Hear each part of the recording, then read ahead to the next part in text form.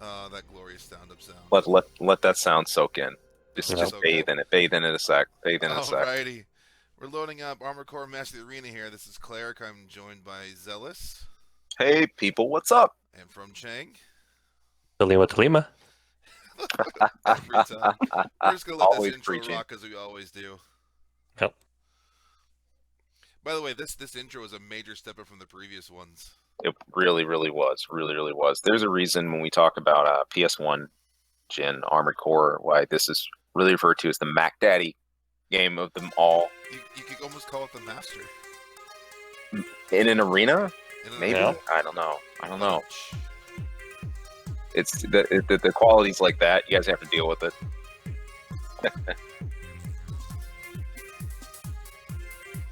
If I'm correct, it's the same intro song for all three, isn't it? You mean disc?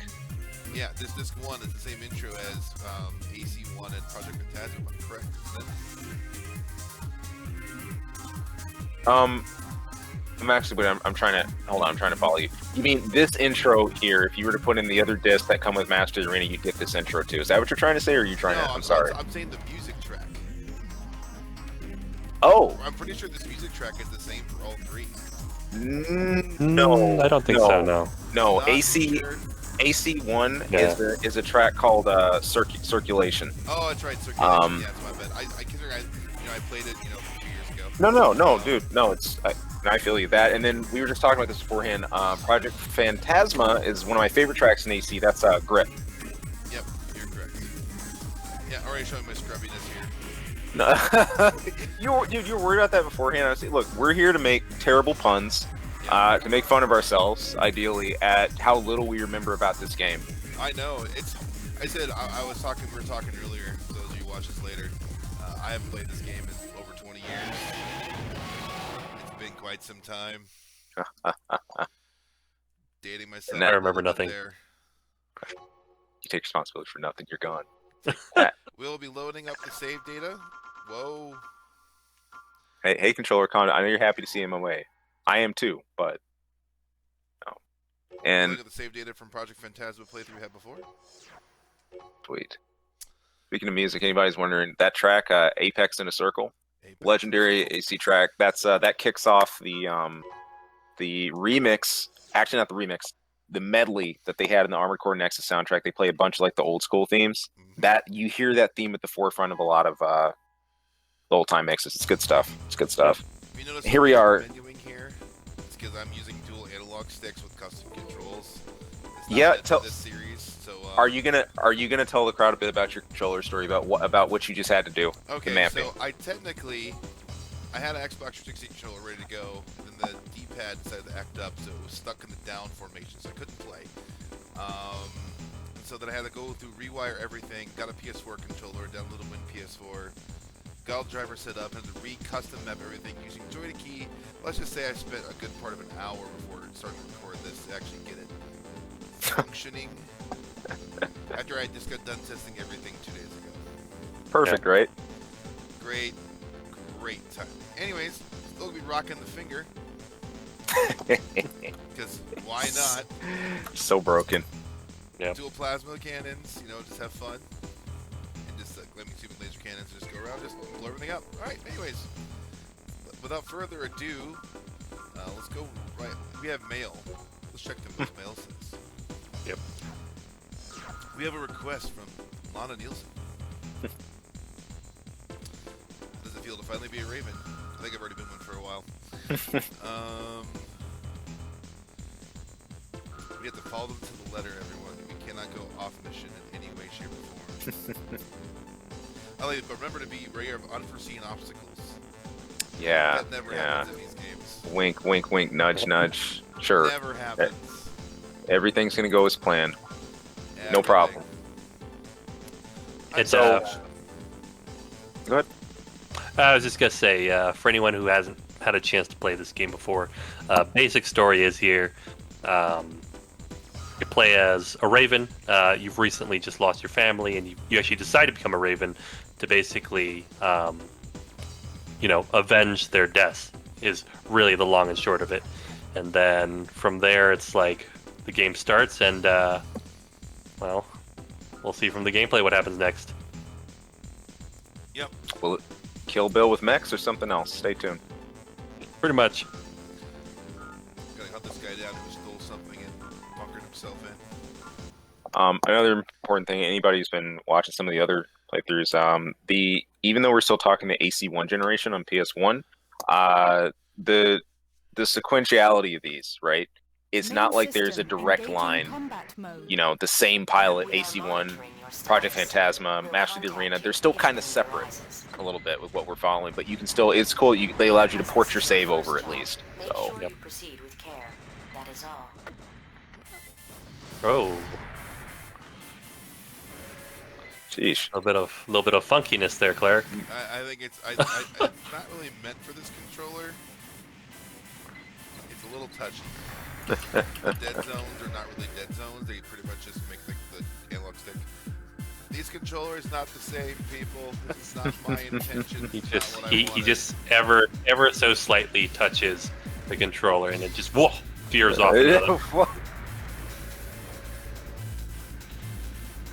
Okay, so the first mission there, it's you know, pretty basic stuff. Usually it's there to just sort of get you you know, accustomed to your AC and what you're supposed to do for the first time. Typically for most games it's like oh my god, Claire. It's dead zone with this analog stick. It's gonna Tokyo be a Drift. theme. Tokyo Drift. I'm gonna have to like feather the analog stick. It's gonna be crazy. But it basically is your first chance to sort of get used to your AC. As, the controls for Armored Core is obviously a little bit funky, but also just gives you a chance to sort of explore and try things out for the first time. Usually, that first mission is also just meant to be pretty easy overall. So Cleric's here just killing all the enemies, pretty basic stuff.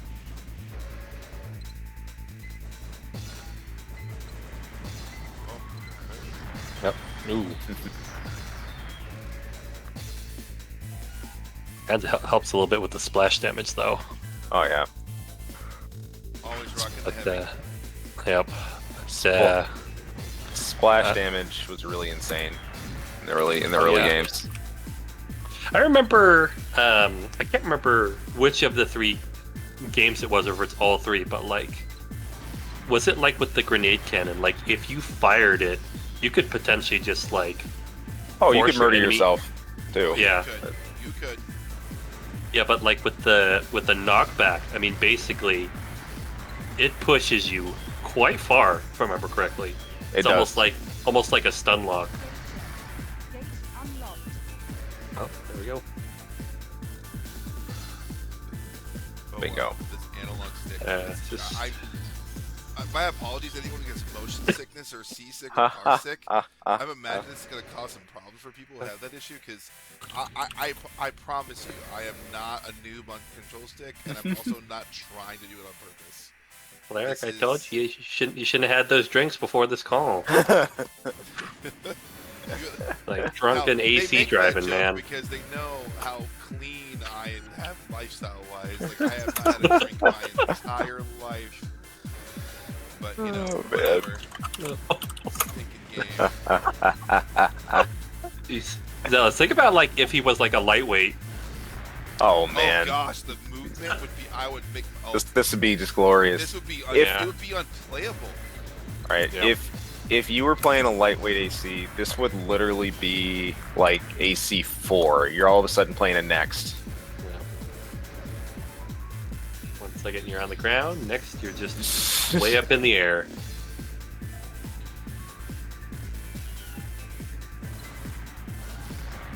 Now for this mission, it's actually a lot. Well, it's quite a bit longer than like your standard one.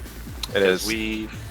Most of the basic missions, and this is sort of true for the later games, are pretty short. They're like very quickly kill these couple of enemies, maybe establish, you know, some exposition, but typically it just ends there. But it looks like I'm gonna guess like this is the 3rd game in the series, so from is like, okay, you know a little bit more than normal, so let's make this a little bit longer and harder for you. Right. And you know, the controls aside, I know Cleric's sort of breezing through this, but like, think about if you're sort of playing this game for the first time, this would be a little bit harder if you didn't have, you know, those saves transferred over. Yeah. Yeah. To sort of cement the fact that MOA was the big party package, you know, goodbye to PS1 AC. This was the first working AC title we had that had multiple discs. Yep. Cutscene. Yeah. I have no control. Just walk out of the zone. I like how it just so slowly moves over. I'm no match for one of them. Don't shoot me. I'm leaving now. What? Another one? Nine Ball? What's a top-ranked arena AC doing here? And we're reintroduced to 9 Ball. Kablooey. Yep. I heard you've been looking for me. Southern I 9-ball. love the Okay, Southern now, drawl. No one can defeat me. Southern 9 Ball is best 9 Ball. Yeah. He's the one you've been looking for, huh? Yeah, chance to I attack him need to right talk there. to you Do it. later. Why not? Return to base. Target of operation cleared. System switched to normal mode. Love it. Go. Totally, One of I totally forgot about that scene. Oh gosh, it's so good, so good. It's just one of those charms of the early ACs with that, you know, voice acting. Yep. Honestly, the voice acting, in all reality, is not bad. Yeah. They went for some extremes, but at least, but you cannot say they're not entertaining. I mean, Kill. like, well, are you really gonna forget Stinger? You know. Ah! Yeah, guy going straight up nuts. Yep. Alright, well. Those with the arena here, looking at it. Yep. Start So with the arena, yeah, with the arena, this is actually the second time we see it, because the first AC game didn't have like an official arena, but after Project Phantasma, I would say Master of Arenas is probably the biggest iteration of the arena, because we have, you know, some of the ACs that appear in the story, but then we also have, I think, the leg-based one, and then the FromSoft employees slash fan ACs, which is, you know, MTs or meteorite? What do you think? let's see. I think Destroy Berserk MTs. I second it. Well, actually, both of these are probably going to be hard for you, Cleric, just because Recover Meteorite, they're shooting at you constantly, and then Destroy Berserk MTs, I think that's the one where, like, they're like the mini MTs that are in, like, a generator, and you have to be careful what you shoot at. Oh gosh. Oh boy. So, yeah. Well, I guess we'll see how. Good luck. Let's see how much better my control stick has gotten. Okay, so this isn't that one, so Let's go back. Yeah. Okay. I'm thinking of a different one, so this one should be Restore not systems as bad. computer as long as computer is operating. Destroy the computer and the MTs. Got it. Alright, yeah, good. We'll go with this one. I like blowing stuff up. Yep. Those of you who are unaware, the finger I'm using is a holdover from Project Phantasma. The Main sheer system engaging ridiculousness of an combat item mode. that is this weapon.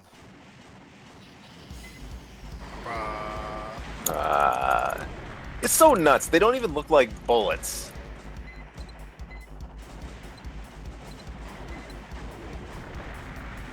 Just like flashes, like muzzle fire, like laser death. Yep. No, there we go. Wrong door. Wait, is this the one I can go down the vent? Yep. Oh, yeah. There we go. I remember there was something like that. See, my muscle memory is picking up here a little bit.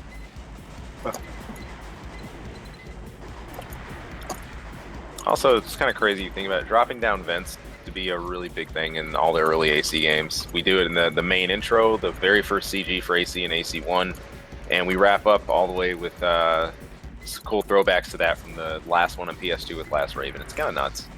Yep.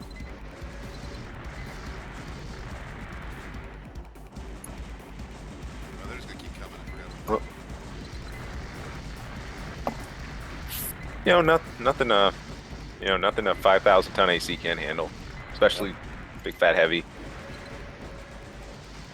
I've been seeing you for a while, and you've just been soaking up that damage. Anybody who may have missed it or you're not too sure, like kind of what's going on. By the way, some Cleric's movement here, and the reason why he's been able to run around with back cannons and stuff. Normally, this is something we've hit on this in the past, but I think it's good to highlight. This is something you usually see on a tank or quad platform, legs out wielding back cannons, because other leg types have to kneel down when they fire and brace themselves. However, if you have the human plus crazy enhancement enabled, and that's a good telltale sign as you look at Cleric's radar up there in the top right of the screen. It's got that crazy grid to it. That means he's got the good stuff. He's on some really high end crack. Basically, his AC has got some abilities that normal ones would not. Synergy, you get better map, able to use back cannons. Robot steroids. Yeah, he's doping, he's injecting, look, whatever you want to call it, but he's getting gains. It's also fitting with his AC. Just looks like a very big, bulky man. Also, yep. Destructible terrain. Leaving combat area. Oh. Combat operation halted. Wow, that combat area warning was so small. Did you see that? Yep. Mm-hmm. I had almost no warning on that. It's like, no, you're leaving. Like, what? And you're gone. Yep, and that's one of the unfortunate realities of this game. You can leave super fast without even realizing. When you do, you fail. The irony is, you've got that massive drift on your controls right now too. That's gonna be very easy to do. I think that was definitely like a very cool component of like the early AC games, is that it's very easy to fail. So one, you've got your out of bounds, and then two, it's just like if you don't group your AC properly, obviously you get destroyed. But then if you run out of ammo, tough luck. Yeah, you got to start over. That's why most people took a blade for that very reason. Main system And even that only engaging helped you to combat a point. mode. It wasn't a be all end all. It didn't fix everything for you. Yep.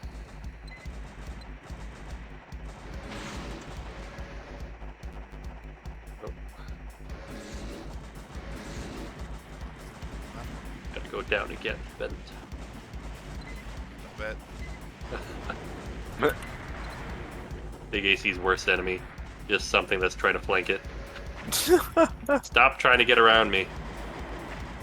Come on, stop trying to hit me. Wait, do it. You think those are reverse joints you're breathing right now?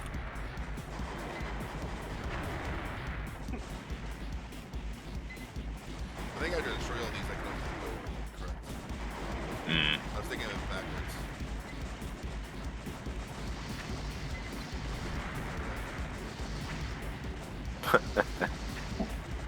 Now, Zealous, I know it's also been like it's been a while since you've played as well. Yes. But like, yes. Is this where the quad love started? No, the quad love actually started as early as AC1 for me. I was talking a little bit about this, just what got me interested. Now, AC2 was my true kickoff to where I really went totally ham, head over heels into the competitive stuff, all of it for the series. But after playing the demo in '97 and getting a hold of the original AC1, it was sort of just a love at first play. I equipped quad legs. I didn't even know what were the features of what they could do, but they just felt right. Best way I can describe it is if you play a fighting game, you pick up a character you really enjoy, and their style meshes. That's exactly how it felt. And later I found out what they could do, like the whole thing with back cannons and everything like that. But it was just a feel. It felt amazing, and they continued. By the time I picked up AC2, and you could overboost, and by that point, my entire AC career was sealed. What I was going to do.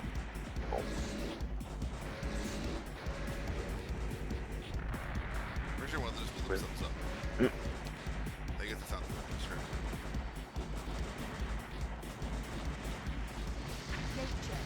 Actually, Chang, what about you? Like that, was it a love at first play or not? For Master of Arena, or not necessarily for MMA, just kind of like for your distinct style. One thing I like about AC is it's not just the weapon style you want to lay out, like, cleric running around with plasma cannons and crazy stuff here.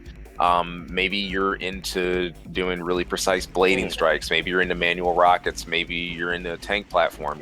Whatever it is, there's usually something that you connect with that you really enjoy and play. And I don't know, was there ever something during your time playing AC, Cheng, that you could nail yourself down saying, yeah, I'm big into heavies. Like, I like heavy bipeds, or... So it's a bit of it interesting for me just because, as you sort of know, I joined the scene when like most of the PvP stuff was gone, so right. long after the eras of LAN, and then 4 and 4 Answer were pretty much dead most of the time. So for a long time, I just sort of used whatever. But then once 5 came along, I think I pretty much just used heavies because it was autocannon tanks for the longest time, a little bit of sniper stuff, and then back to tanks, and then Tolema. I could swear I was supposed to go up here, maybe. Said 20 You have a map? playing. Do you have a map head, or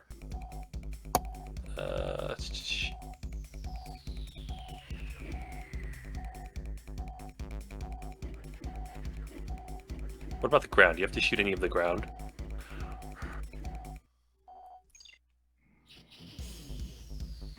They all look the same. I mean, it's just a distraction. Let's just come down here. But yeah, right now I've been heavy, but like honestly, I just like to try stuff. So, there's new Armored Core. If I try to revisit any of the old games, we'll see. Cool. Oh, there we go. Red herring, of course. There's also a lot of that in this game, or games plural. Yeah, plural. Just yeah. like There's some mapping to be done in these Yeah. games to get where you're supposed to go.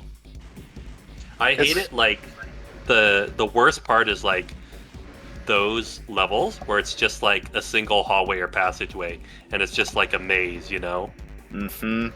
I think I can't remember who it was. I think it was either Silent Line or 3 that like were the worst offenders. Like there were I think tunnel stages that were like 5+ minute long, and then at the end you had to like, after you've basically been beaten down, have to fight an AC or something. Ooh, part. Hey, it's only on purpose, guys. I'm the best. See, that's what you guys did. Nor the boosting. Ignore. Oh my gosh, the drift. The left. Claire trying to do speedrun stats here. Flip through the wall. That is a thing. Yes. By the way, anyone who's actually played, maybe that you're a huge fan of these games and you really want to play more of them, like, look, do me a favor, if you played a bunch of these games, watch the speedruns. It's, yeah. Crazy how they do it. Yeah, it's, yeah. My thing is, I want to know, like, how do you, like, first of all, who even thought to try half of that stuff is what I want to know. Oh yeah, I'm a fish, okay. Other side of that. Okay, good. Alright. I think I'm in the right direction, because I thought it was. There we go. And that's actually like I don't know if, because I don't remember much about the speedrun stuff other than like it's a pretty small community. I think I first heard of it like 4 or 5 years ago. I didn't even know that was a thing for a long time. Yeah, they actually, like, I think it was like 2 years ago, they actually did an Armored Core showcase on Used Done Quick. Yeah. I think before that there was there were just a handful of people in the Armored Core community that were doing that. I think like Dominic, who's on the Armored Core Gamers Facebook page, and then there was a few Japanese ones. I think One of them was named after one of the AC3 boosters. I don't remember what he's called though. Super something. But it's fascinating to think like their perspective and like how people sort of master and play the game that way. Oh.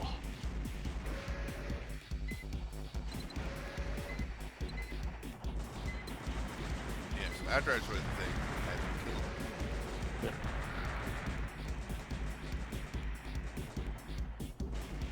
What would you say is like the worst sort of like level when it comes to Armored Core that you hate playing? Defense missions. Yep, classics. If it's a defense mission, it's all but guaranteed that I hate it. God, now that you mention it, there's Armored Core Silent Line. There's like a mission where you basically have to, I think, stop missiles from hitting the base. That's, I think, probably one of my all-time least favorite missions. What about you, Zealous? I think Zealous is like maybe I did earlier. Rip Zealous. You've been, Cleric sort of mentioned this a little bit, of we've all had sort of technical problems leading up to this stream. I broke my mic. Very strong with this stream. Yeah.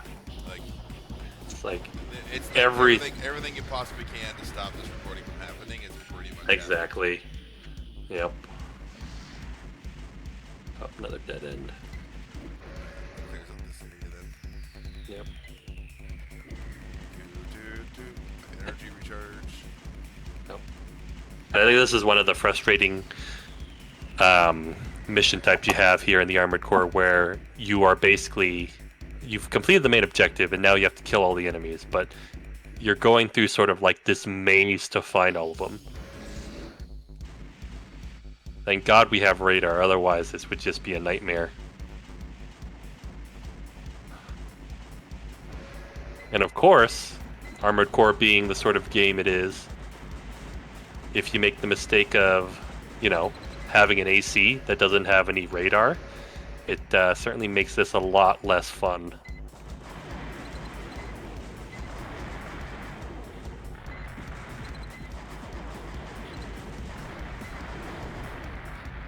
Target operation There we go. cleared. System switched to normal mode.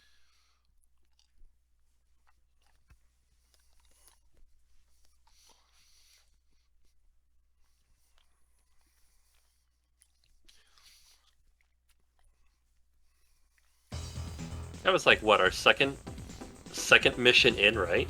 Yep. Yep.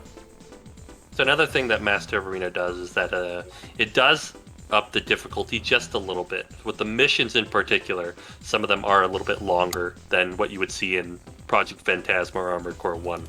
Alright, so Yeah, I think- do we go in order here, go back to recover meteorite, or do we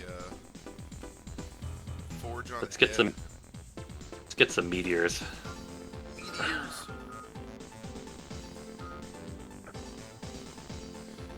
Known about this meteor for a long time.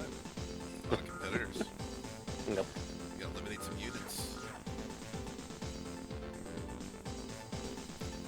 Destroy all enemy forces. That's what we're built for.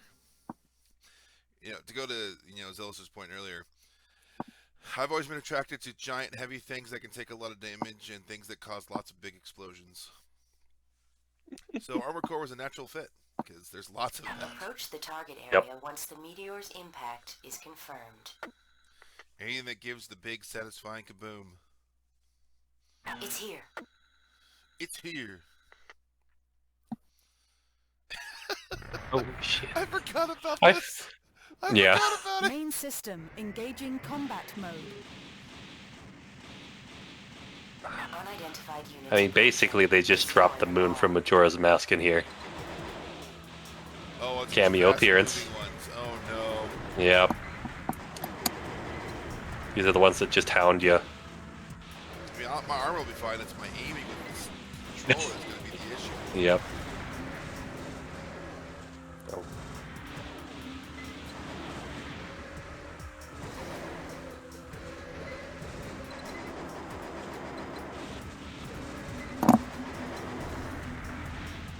I'm sorry, that just never stops being funny.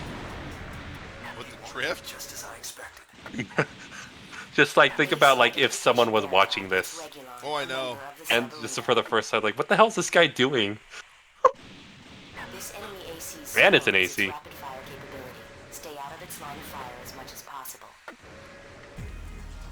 Hey, how come he can go out of mission?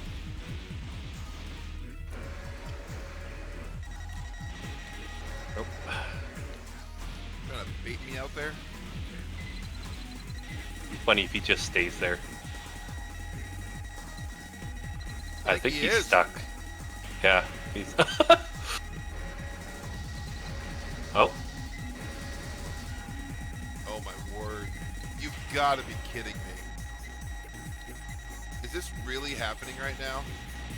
telling you, Claire.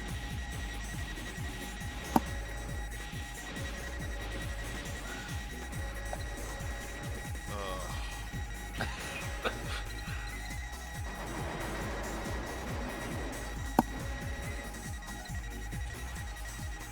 I think you can go a little bit farther.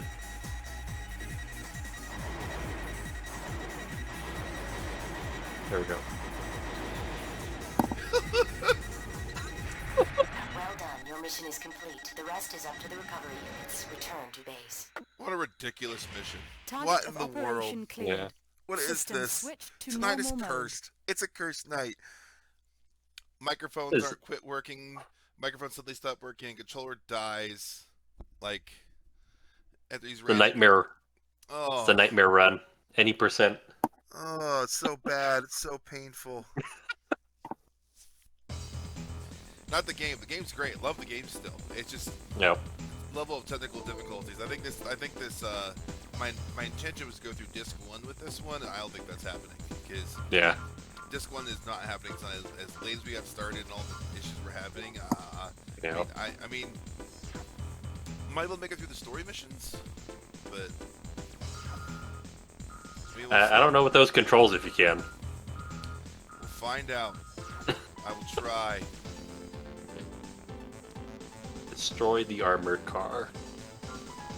I'm gonna destroy it. Yeah. I think with Master of Arena, other than like Last Raven, I think this is one of the games that does a pretty good job of doing like Main system multi-objective engaging pieces, combat you know, mode. like the one we just did. Okay, so we had to do the meteorite, but then we had to fight an AC. And I if I remember correctly, you still see that quite a bit in this game, which makes them a lot more interesting. Especially like when you think about Project Phantasma. Not only was that game short overall, the missions were typically fairly short too, with some minor exceptions. Yeah.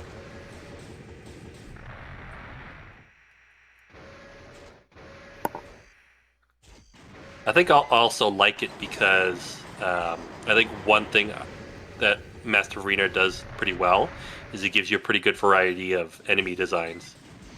Like if I remember correctly, these are still MTs, but you know, take a close look at them.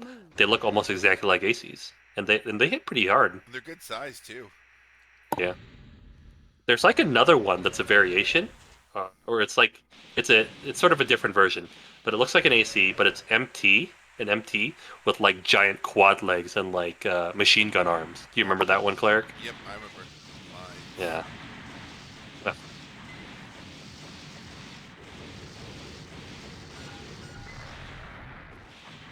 Nope. Let me just soak up the damage. And then next game, in AC2. Was it AC2 or was it AC3 where you actually could equip mines? I want to say 3. Okay. That's what I want to say. Tonight, I'm probably getting everything wrong anyways. Who knows? Yeah. Because AC2 is when you start to have internal parts, but I can't remember if specifically we could do mines.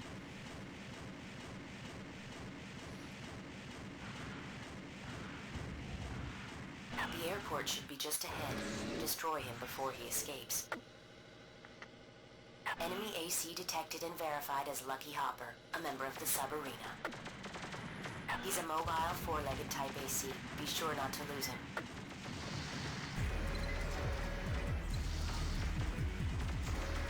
Nice, another AC fight.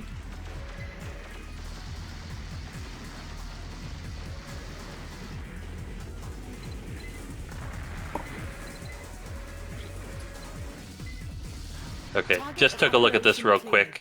System switched to normal mode. So it looks like there is mine dispensers in Armored Core 2. Nice. Hey, testing 1 2. Can you guys hear me? You're back. Yes. Hello. Oh my Welcome goodness. These issues. I'm good to go. Karsh. back. Cursed Knight. First 9 indeed. Dispensers. I want to pick up just what you were talking about for AC2. Those were, if anybody out there has been into GoldenEye back in the N64 days, think about proximity mines.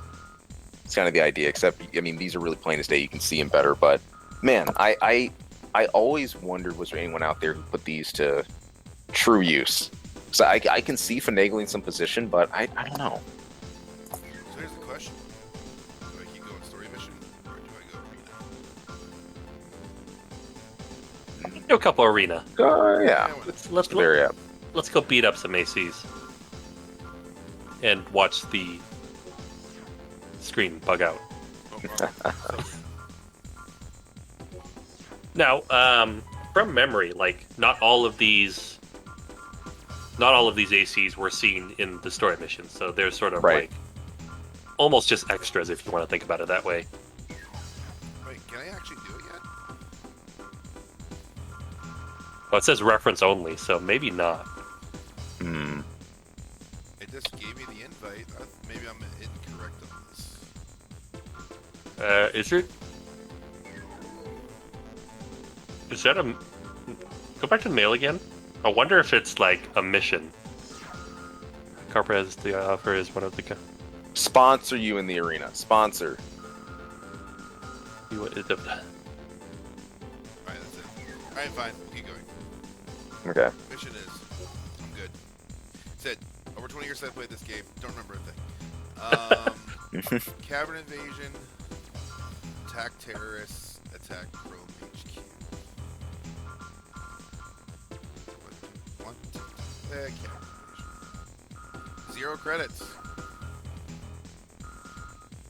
That's another tunnel mission. Mhm. Oh man. Man, they got you digging. Hey, we're going for an EC though. Yep. I am built for that.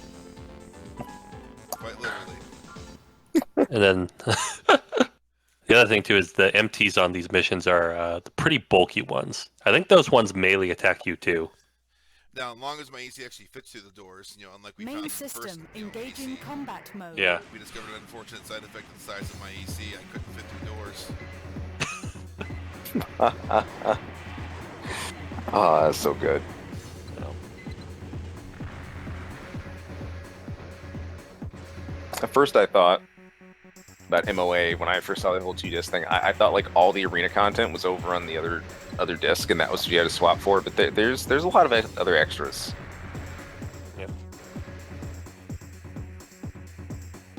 Did you have any particular favorite parts when it comes to Massive Arena, Zealous? Oh, it's a really really good question. I was actually kind of hoping you'd go into it. My memory with parts, most of it ends with Project Phantasma because those really stood out, especially ending with Finger. But there's a couple. There's a couple. I'm still really bad with like the old school like generation names. I can rattle off the ones from like 2 and 3 and stuff like all day, but let me see here. Well, as far as the actual gameplay goes, the arenas were always tough to me. They had so many. Yeah. And that was like my favorite thing in the previous games. Like the missions, sure, but I like blowing stuff up. So testing against their ACs was like my favorite thing, and this game has it in spades.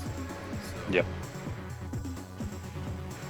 that's what I liked about it. Now, fun fact: Good the stuff. reason why I'm not as familiar with this compared to the other early or like first gen AC games is that I actually skipped MOA to go to AC2.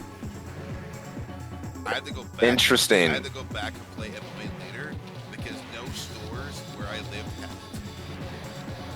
That's Ah. crazy. I It could was just not sold out find everywhere. A copy of it. I just couldn't find it. Enemy AC detected. It's Evil Kiss, a member of the subarena. So because of that, Here we go. I went right to He's a AC2. heavy humanoid-legged type AC, equipped with a missile launcher. It's going to be a long fight. Keep an eye on Actually, I remember. Cheng, I got one for you. Your question. There was a hidden part. I remember it was a 10-round laser sniper rifle. And it was from, I think it was like Prague Tech gave it to you. I forget what mission, like where you got it. But I remember that thing because it was stupid powerful. It was actually strong. It was stronger than the Karasawa. AC destruction verified. Evacuate immediately. What kind of weapon was it? It was a laser sniper rifle. Oh shoot. And we actually had a throwback to this gun later in the series too. I want to say it wasn't the Knight. There was another 10-round, extremely powerful 9-breaker. One popped up. I just can't remember the exact name of it, but it was similar.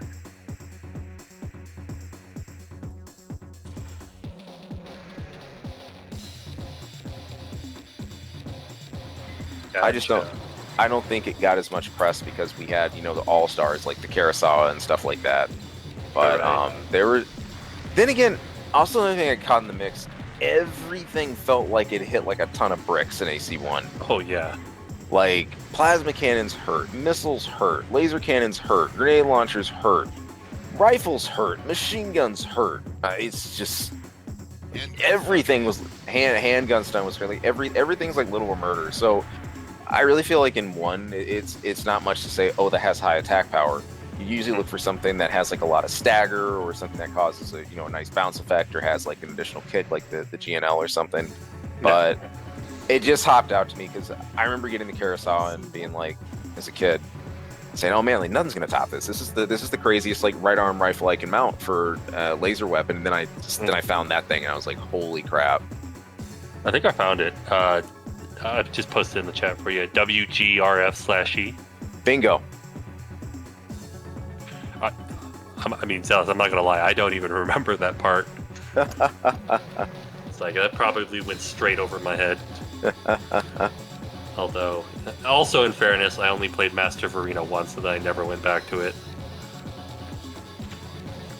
Yeah, it was just one of those, right? Like I didn't get to fully celebrate MOA for how amazing this was because this is very much on the heels of I was going into AC2 by that point. System switch to normal mode. I had way more time with AC1 and Project Phantasma. I think what really threw me was I moved overseas for a few years, and during that time, I kind of lost track of AC. And then when I got back stateside, but AC2 is getting ready to come out, so like I played MOA for all of 3 seconds just to like actually get through it and like finish like the missions and stuff. There was so much I missed, and then AC2 was here, and then I just took off into that. But I did enough. To get crazy stuff like this. I mean, you see it here. I mean, look, the attack power is just dumb. 3,800. It's like, oh man. All right, arena time it is. Here we go. Hey. Here we go. I lost money on that, guys. Oh no. Oh no. Stunt Rider. Stunt Rider, say hello to Finger. But Also say hello to Small Garage. Yep, exactly. This is where I'm gonna play because you get stuck on the ground almost. And I can shoot That's all day. still, I mean, to this day, that I still just find that hilarious. Where like, From Software intensely put those kind of maps in the game. Like, and here you are. yeah. Mm-hmm. You know what? And the funny part is they didn't stop doing it. No. I mean, again, we were talking about Ninebreaker a bit earlier. You have like the barn arena. Yep. That is prime example. Get 2 guns out and just go into a slugfest. Yeah. There's actually I don't know if you remember this, Zealous. There's like that map in Verdict Day where it's like an octagon where it's basically just tunnels. I don't remember that map. Yeah, it's basically same design. It's like 4 ACs high, but it's a closed map, closed ceiling. So, it's basically just a slugfest in there. I remember like there were some teams that would just like run all ultimate weapons in there, Oh gosh. and or like howitzers, and it's a slaughter. Turn around the corner and go back to the future from the chainsaw. That's crazy. Peaceful. Yep.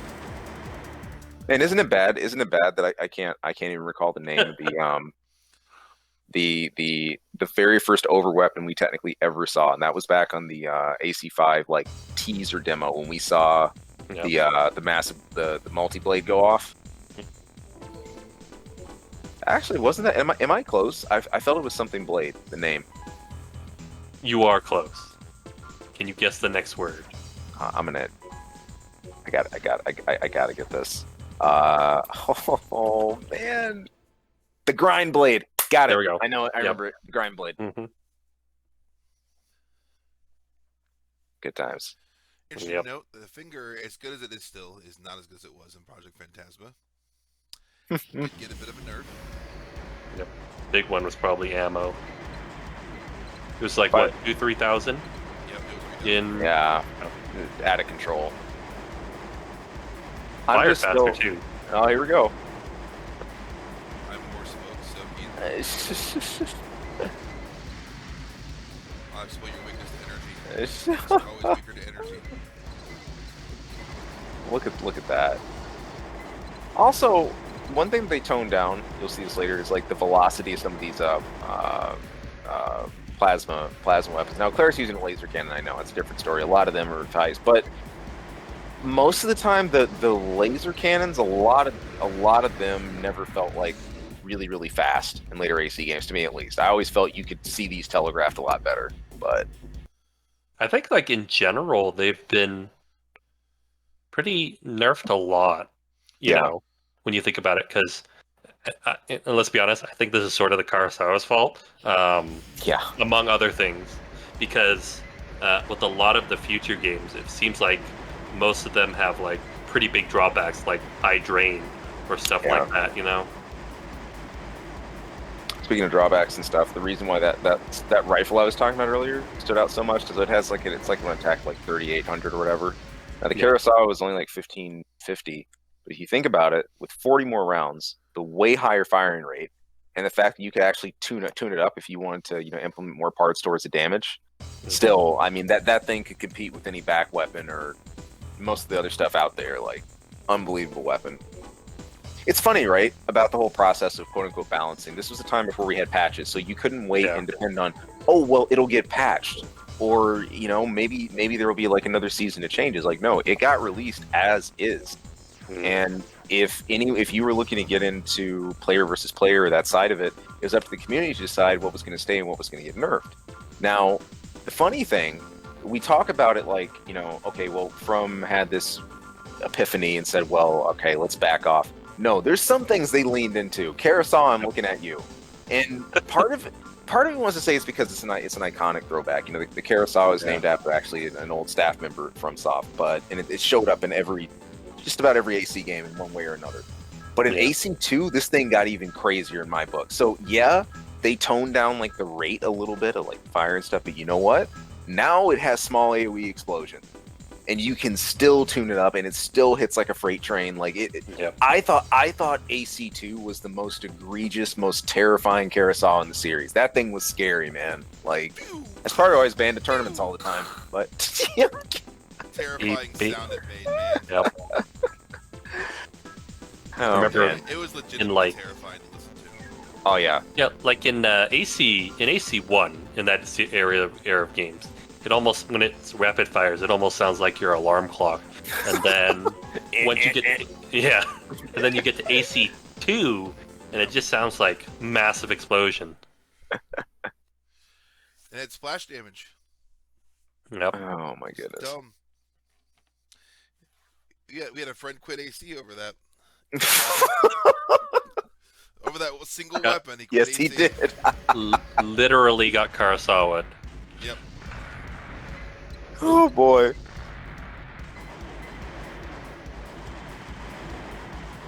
Oh, look at this. Oh, I think he's got a finger too.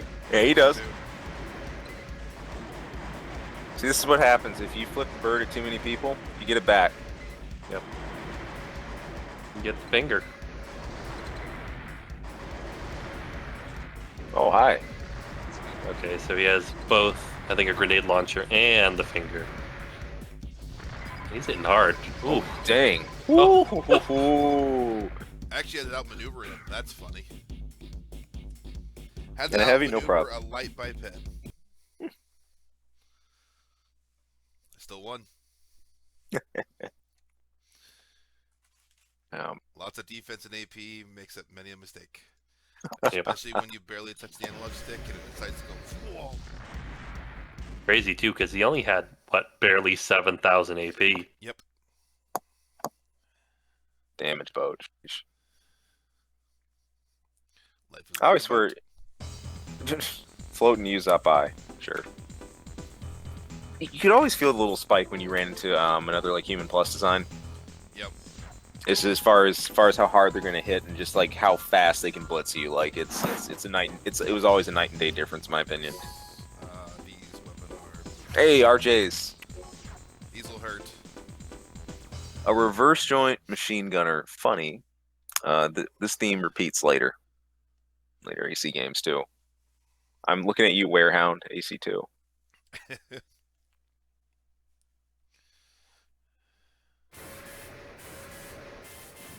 Hello. Yeah, these laser cannons. That's what they're Okay, the aren't the laser- MG arms. laser They're arms. yeah, those are nasty. They are very nasty. They hurt a ton.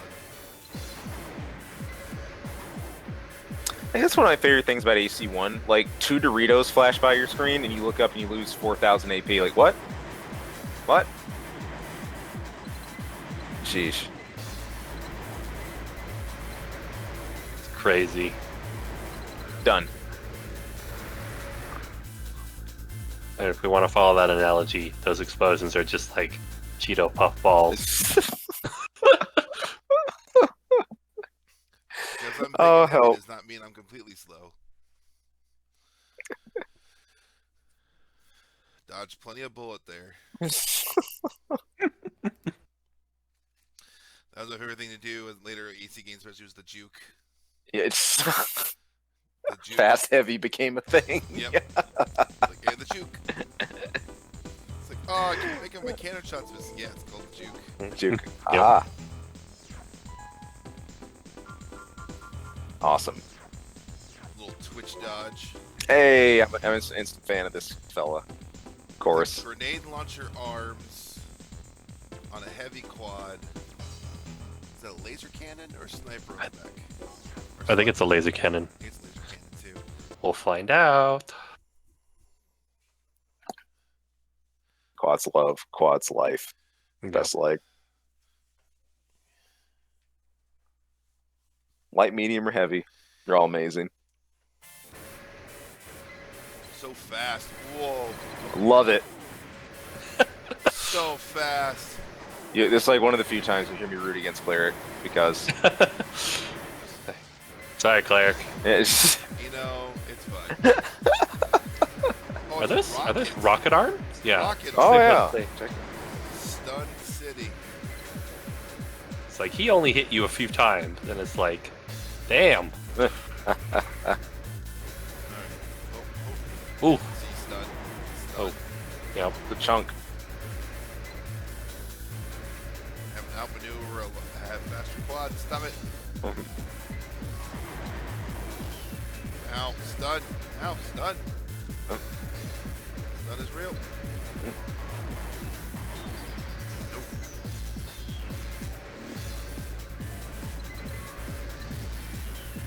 Bad.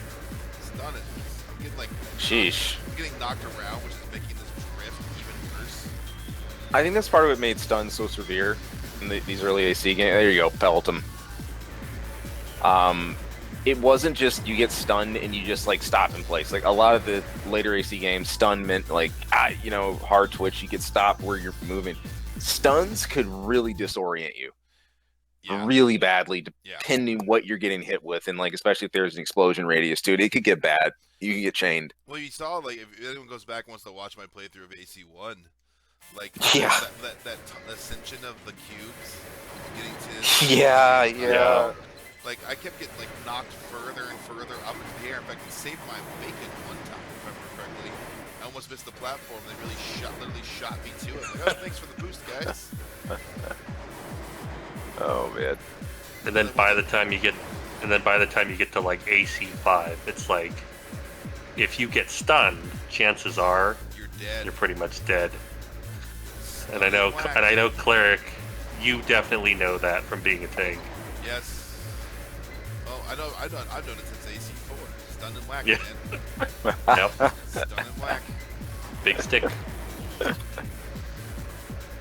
This man. is one of the things that always drove me crazy. I'm starting to remember a little bit of this now.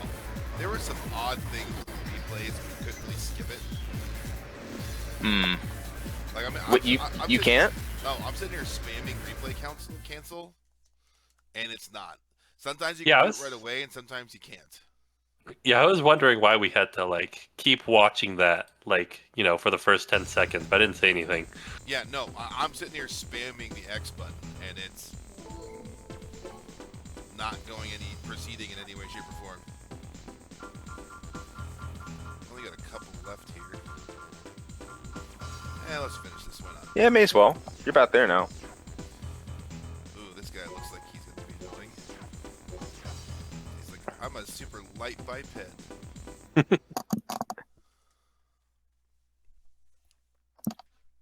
Part of the fun of this, besides getting to sit and do a play of AC together, kind of pal around. We were saying it's been a while since we got to sit down and do one of these together, almost like a rounded year, but we can sit around and goof off and chat here in the side too. I love it.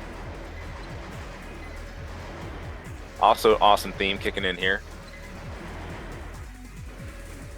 One thing AC's always done a really good job is whatever the title theme is, they do a really good job bringing that in somewhere in a mission or it becomes a main theme somewhere. Artificial Sky in AC3, that's repeated in so many cool areas. You can already hear it. Oh my gosh. I think he boosted himself out of energy.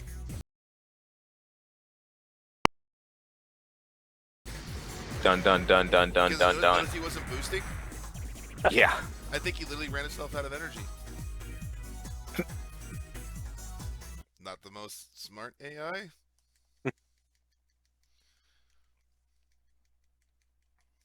Well, all the skill and training in the world.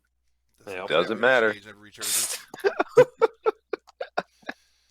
Oh, you wanted the energy gauge back? No. I can't wait till we get to that playthrough. Oh, man. Man. I get to bust out the monster that is Grammaton when that happens.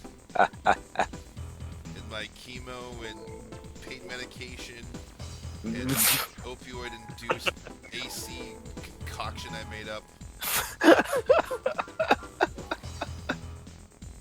It's like, this does not work. It's too much energy drain. It's too hot. It's too slow. It's like, trust me, it works. Oh no, it'll work. It works. Just trust me, it works. There's an emergency. I think this cuts me out of the arena for temporarily, doesn't it? Yep. See? There you go. Yep. It's like, nope. If you had too much fun in the arena, you gotta do a mission now. Yeah. I think this is the last time that happens, though, I think, right? Like, in the future games, you can pretty much go to the top immediately, right? Like, obviously, if you beat everyone. Yep. Yeah, I think so. Yeah, I think in future games, the arena was completely considered separate from the story. Yep. Which is a shame. It was, Another Age, I think, though. Is Another Age the arena? Don't you unlock a special arena by completing missions 100%? Or is that not how that works? Another Age was a special. that one. Yeah, HD expansion. It actually didn't have an arena. When you cleared Another Age, you unlocked the 3 special missions, the Lost Field. That's what it was. Missions. I do Yep. unlock something. Yeah. Yep, and it was the original bosses of the old PS1 Armored Core. It's really cool. Yep. Really cool stuff. Main system engaging combat mode. And hilarious if he just dunks in the water. He didn't, but It looked like I starting would've you outside the area.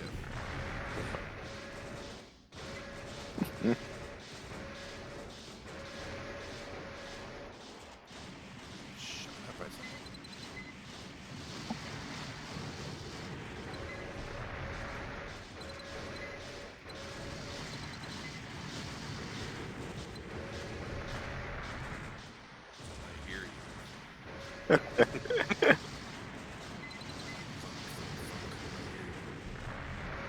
over here somewhere. In the building, you think? I think he's behind.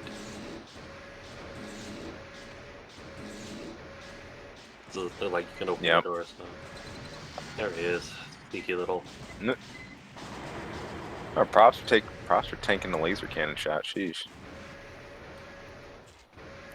I have all the AC.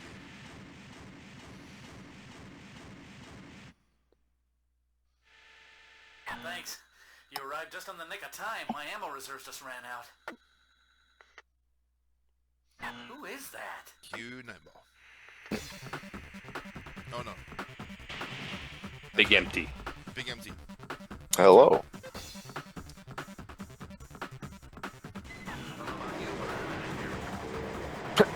That's a lot smaller than I remember it being. Right? That one shot to my face was 2k AP. You realize that? One shot Rude. from that massive, the big MT, like no Target joke, of operation 2,000 cleared. AP. System switched to Jeez. normal mode. And that's with my super defensive AC. I feel bad for anyone who has less, like what that's gonna do to them. Yep. It's like, oh, you want your AP back? Oh, sorry, can't do that. Man. If this game had part break, I'm pretty sure that would break anyone's legs immediately. Mm-hmm. Another example of me not able to proceed. There we go. Nope. You gotta watch this for 5 more seconds. Oh gosh, that terrified me for a second. Like, no, don't freeze on me. I failed. It's like AOL. Do you want to read?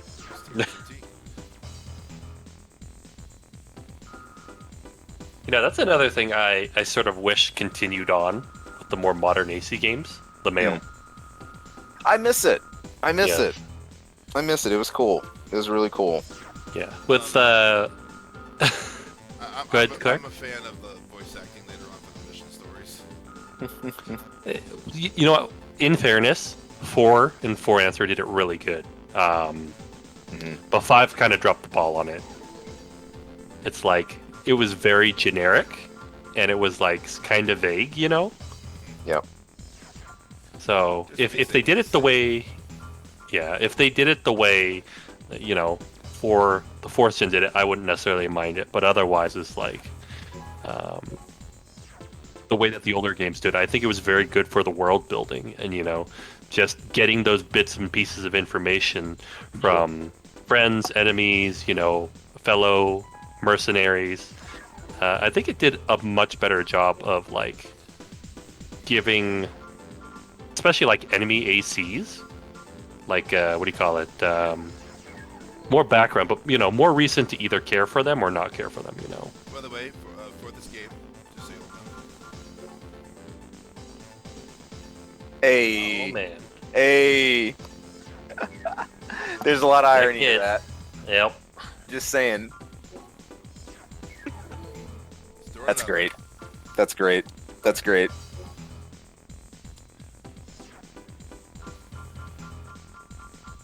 You're like, where was I? Flash. Yes, plus. Huh. So about dual cannons in the back. He's lightweight, pipe head. Definitely has plus.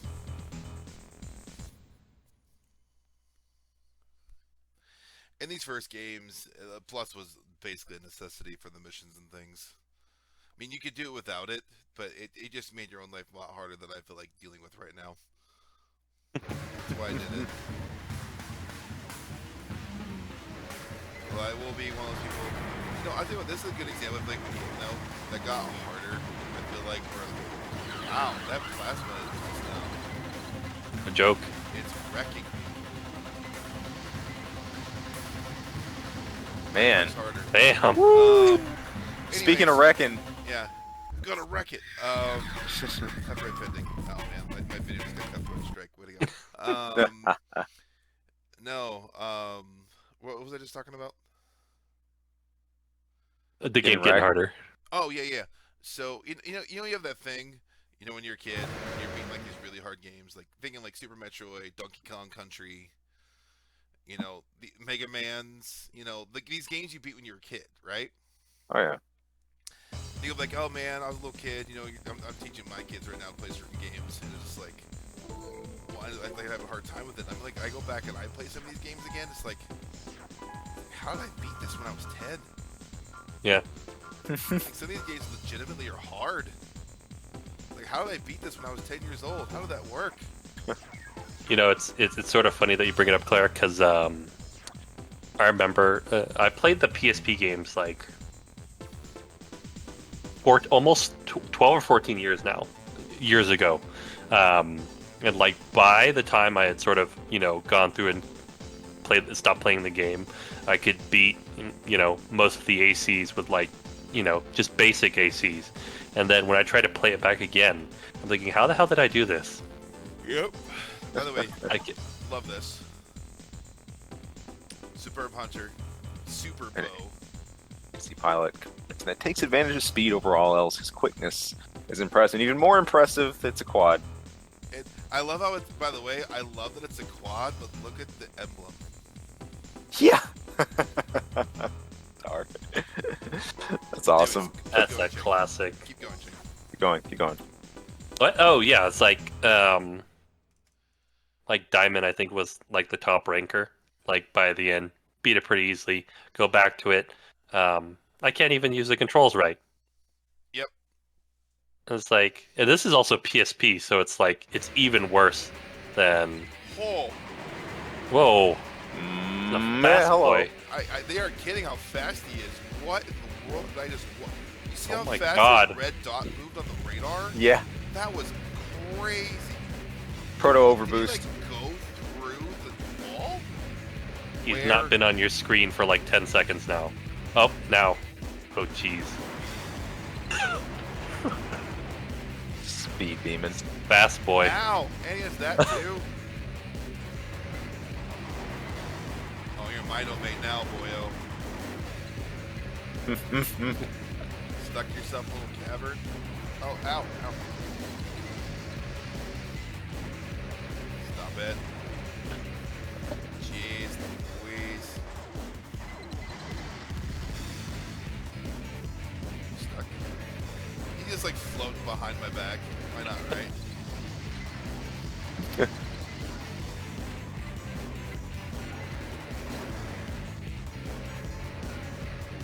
Just running circles So around you. quick. Love it. I love it.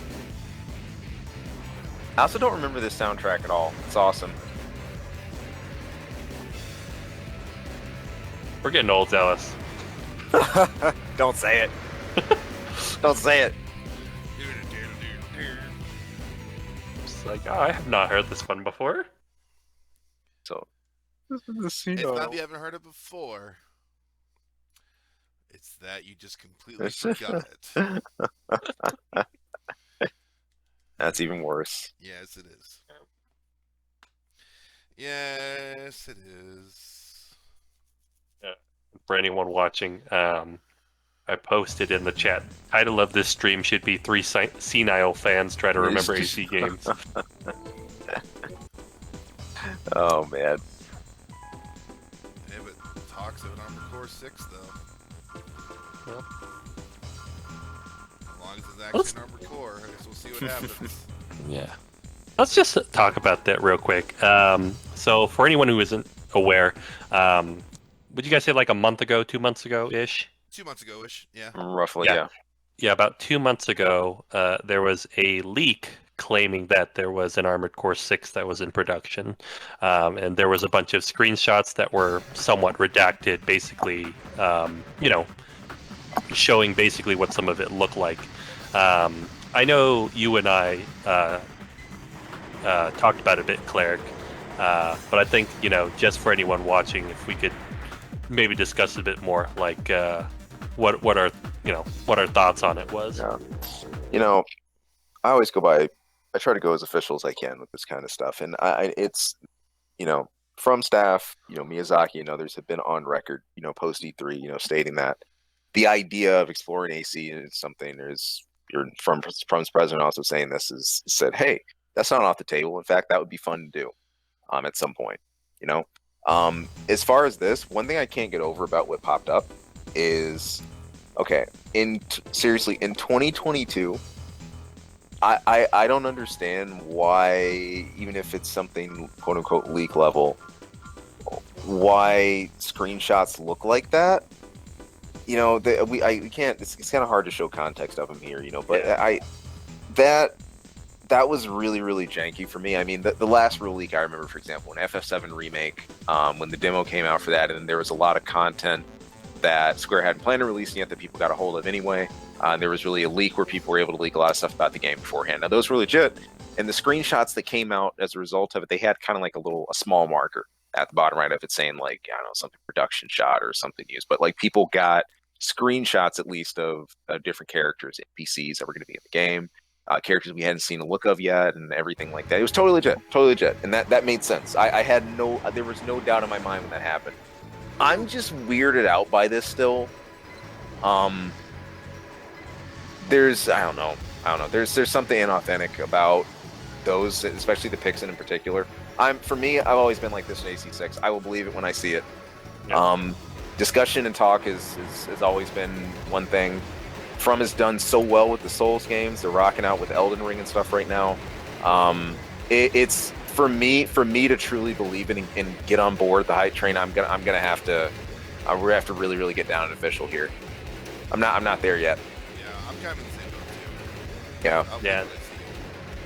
Yeah. And I think that's what we sort of talked about before is, you know, it's nice, but at the same time, we've been waiting, over a decade now, so, you know, at this point, we want to be 100% certain before we decide anything, so. Yeah. Would be nice, though, you know. I'd like to at least see one more Armored Core game before, you know, becoming an old man. I think it's kind of neat. I mean, you see, there's a lot of missed opportunity with, you know, PS3 gen. Yeah. And look at this. I mean, get your minds around this. We managed to go the entire PS4 generation, that entire generation with 0 AC. Yep. 0. That's crazy to me. Like, so, I mean, at this point, it's totally up in the air. Yeah, I'm in the same boat. I mean, I'll believe it when I see it. Side note, love this AC. We just want to get Bugsy's name's Hercules. His massive arms make him fearful. And a heavy biped, of course.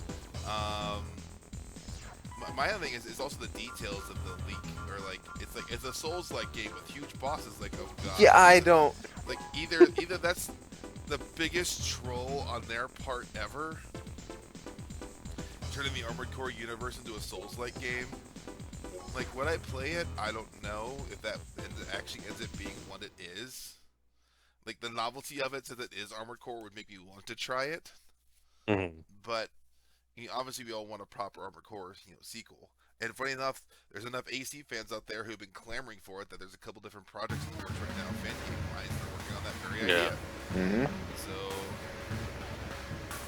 yeah, I said, I'm the same boat. I believe when I see it.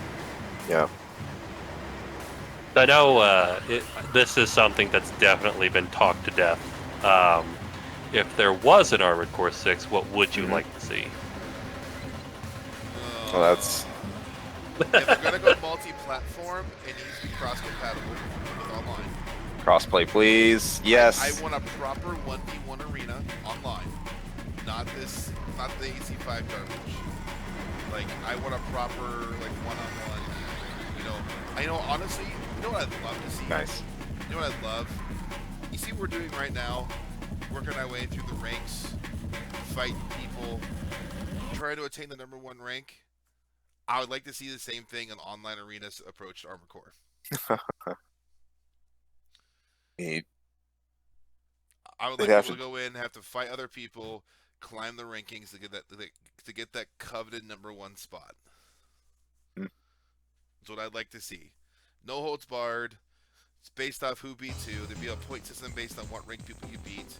I mean, look at other fighting games as an example, right? Yeah, like Street Fighter V when you get into like silver class, diamond. Yeah, all that stuff, just like that. Like that's how I think that's what you'd want, because I think Armored Core players like that. You have a ranked and a non-ranked arena. We can just do simple versus online. I think 2v2 versus would be good also. 1v1 obviously ranked, unranked, and cross-platform compatible. And I think you just go to town. And you know what, Clark? Now that you mention it, I think it's all things considered, it's kind of, and you may have to correct me on this, but I'm pretty sure, like, technically speaking, is it 5 or Verdict Day? But one of them, that like the online ranking system, quote unquote, that's actually the only game that does it, right? Yep. Because 4 and 4 Answer didn't do that. Nope. Crazy to think, like it was only with the most recent iteration that was actually a thing, and even then it wasn't particularly great. No, it wasn't. Dude, yeah. I mean, netcode. I can't say, being a fighting game, Yeah. I can't mention enough how important Yep. that is. Yeah. Oh yeah. That's going to be really big. I don't know if they can marry both of these ideas, but I think there's two classic approaches. There's some appeal. Definitely what Cleric's saying about the whole, like, diamond, platinum, whatever, like, ranking arena, doing 1v1s. That's super OG. That's super old school AC. But there's this other idea I'd like to see them finish, because I feel it's like the kid that started eating their dinner and just got up, 1/3 of the way through and just left it on the table. That's this idea what they were approaching online about missions. Making the whole mercenary idea like a dynamic experience. You're in there, someone gets hired to do the opposing thing that you're trying to defend. Maybe someone comes to jump you. Maybe someone else, comes to your aid or something.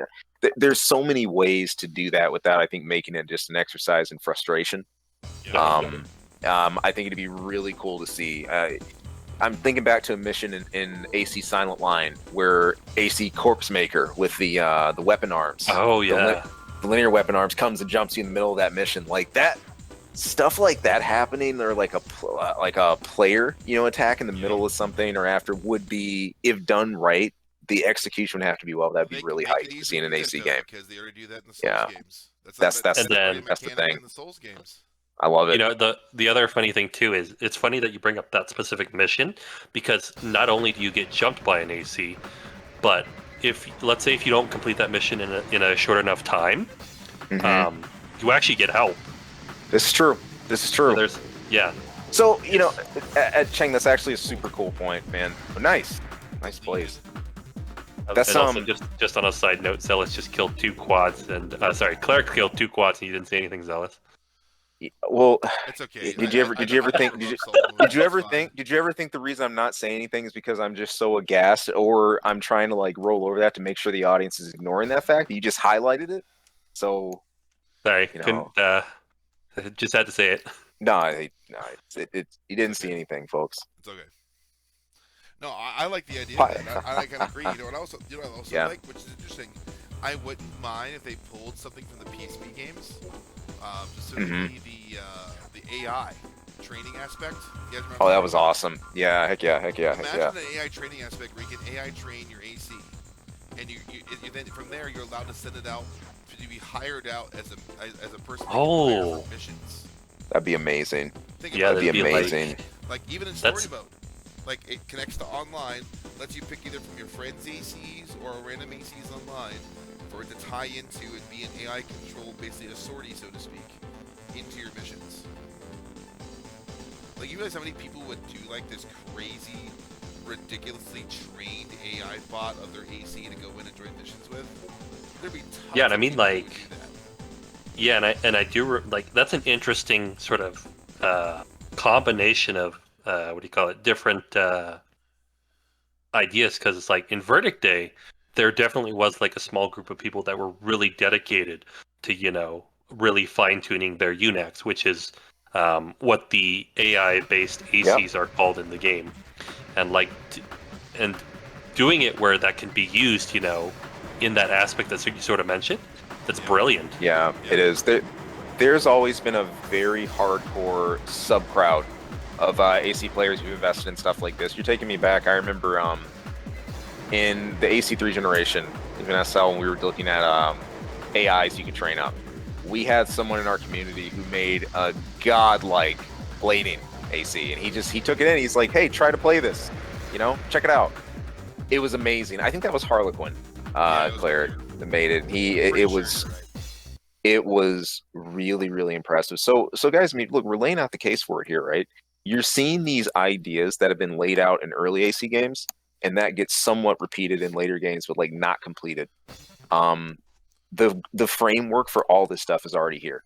Yep. It's already there in AC. I would love to have what I like to call the Elden Ring of AC games.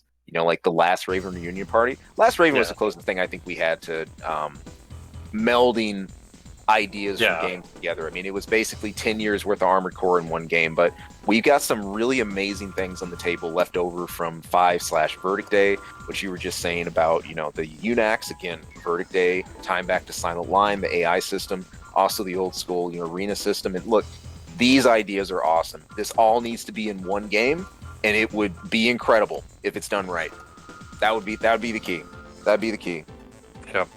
And you know what? That actually does bring up something interesting. And this was something that I was sort of thinking about a little while ago is, with AC, one of the big problems, and there's many of them, is like a lot of these mechanics, ideas, processes are just never really fully fleshed out or, never taken as far as it could go. Right. And it's almost to the point now, like we talk a lot about Armored Core having been a very innovative series, but like Armored Cores today is, a little bit stagnant. There are some things that they did well in older games, but they don't really do well.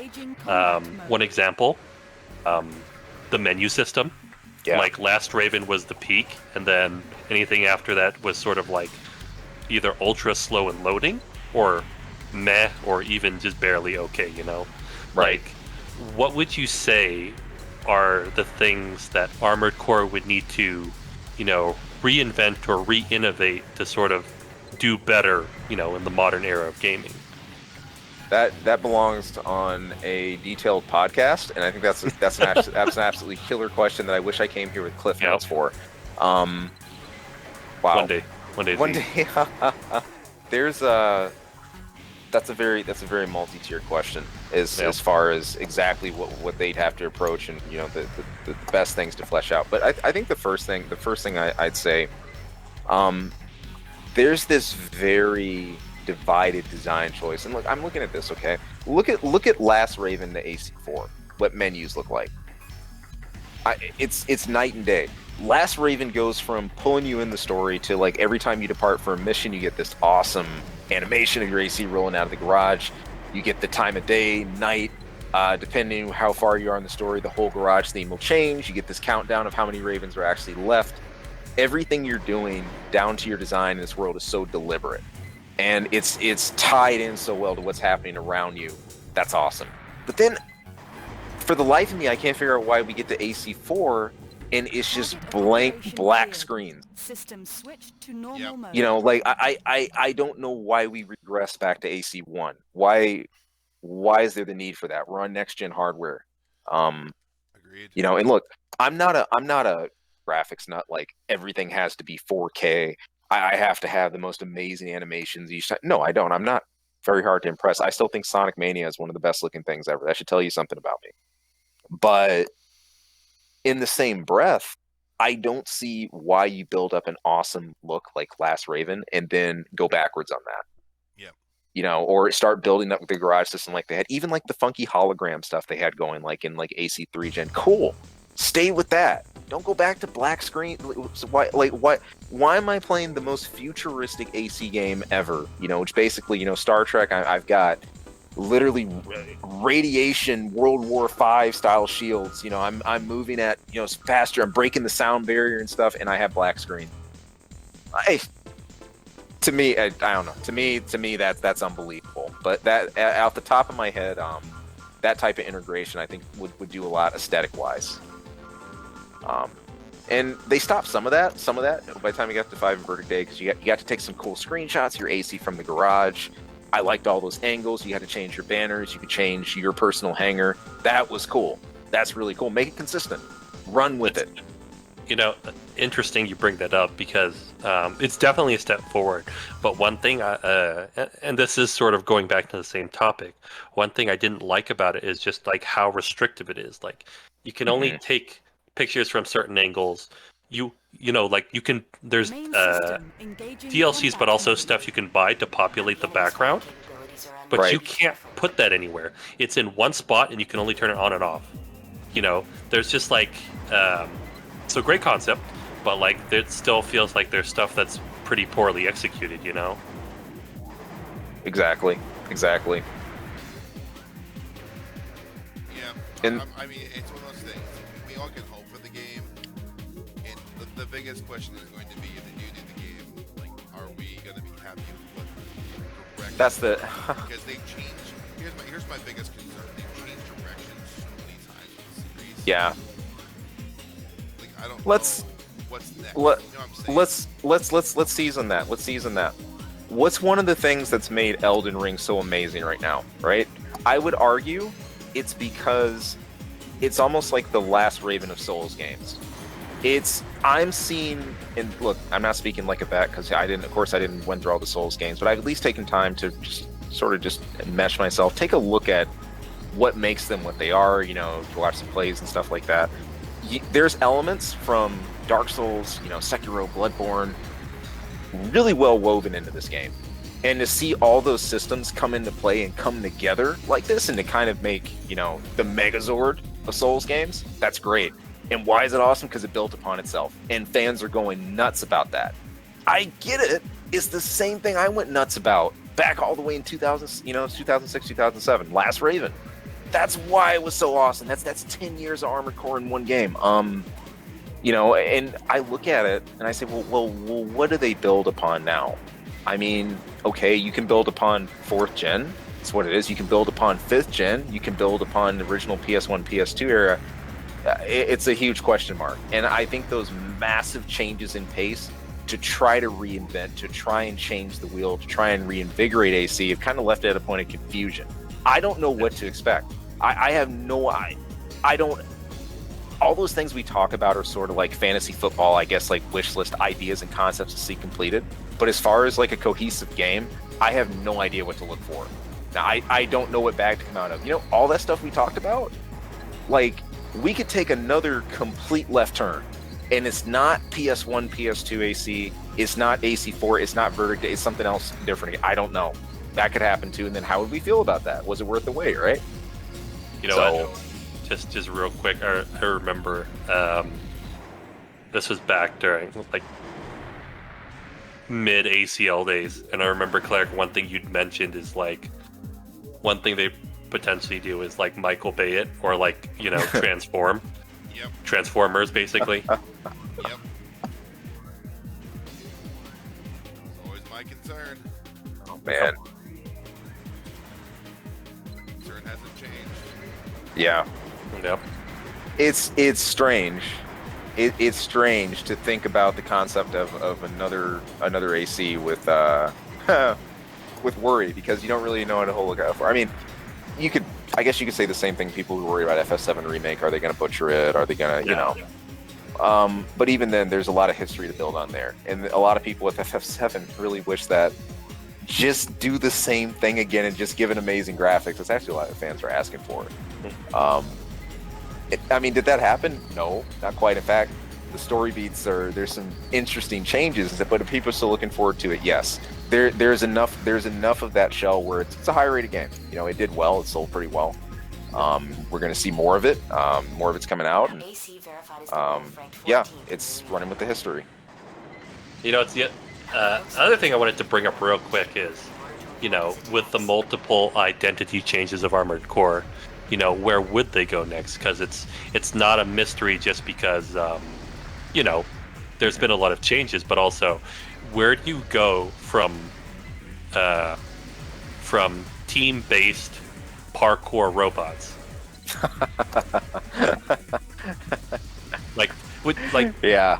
Like before you found out about that in 5, would you have ever thought that'd be a thing in Armored Core? No.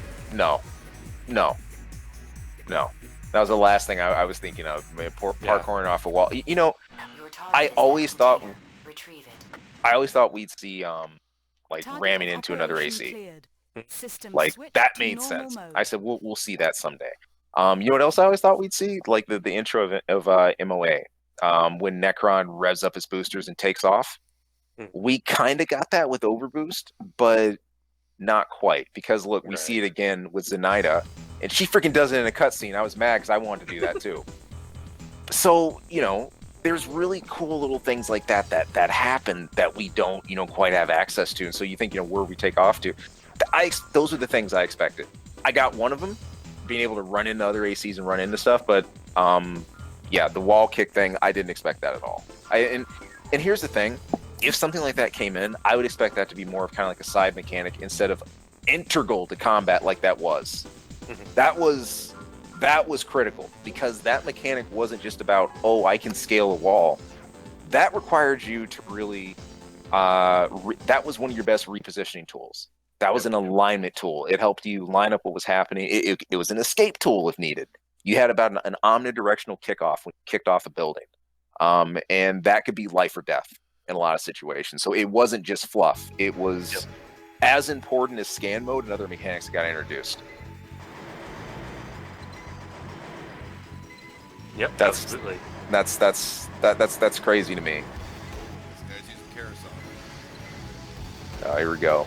Look at that! Look at that AP you're taking a shave. I mean, his is taking a dive now, but oh, I'm wondering if there's a reason why they are playing 9-Ball's theme for this particular one. Because Cleric is just lightening him up. Well, he uses the Karasawa, which is killing him. But... good old 9. Yep. That theme, man. Love it. You start hearing that piano, it's like, oh, snap. Oh no. I think, you know what, I think that's also like one of the most remixed songs as well. There's It is. I don't think there's one for every generation, but there's almost like one for each. And then it was also included on do you remember what the name of that album was that was for remixes?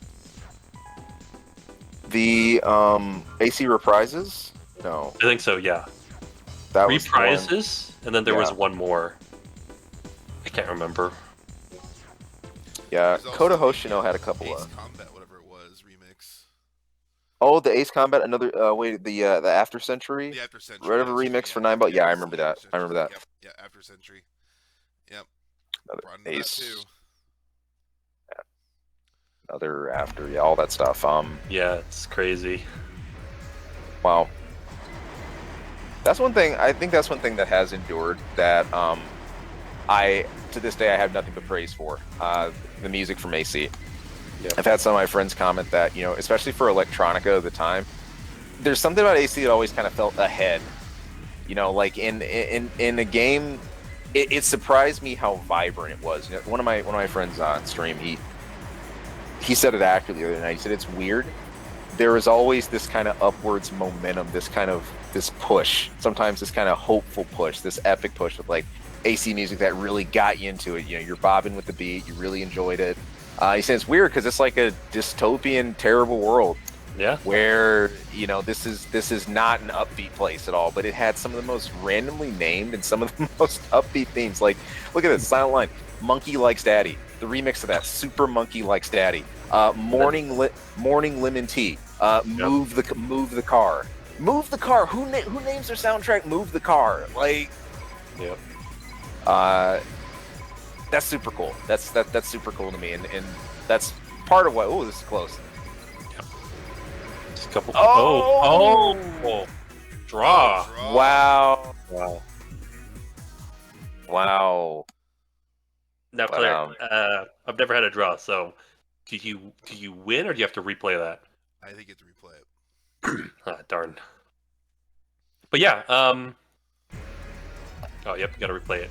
Yeah. But you know, even there is like a pretty big change in styles, like, you know, between the games. But overall, it's been consistently great, and I think like It has. There was one game we talked about last time, which was the low point, and I think that was Last Raven.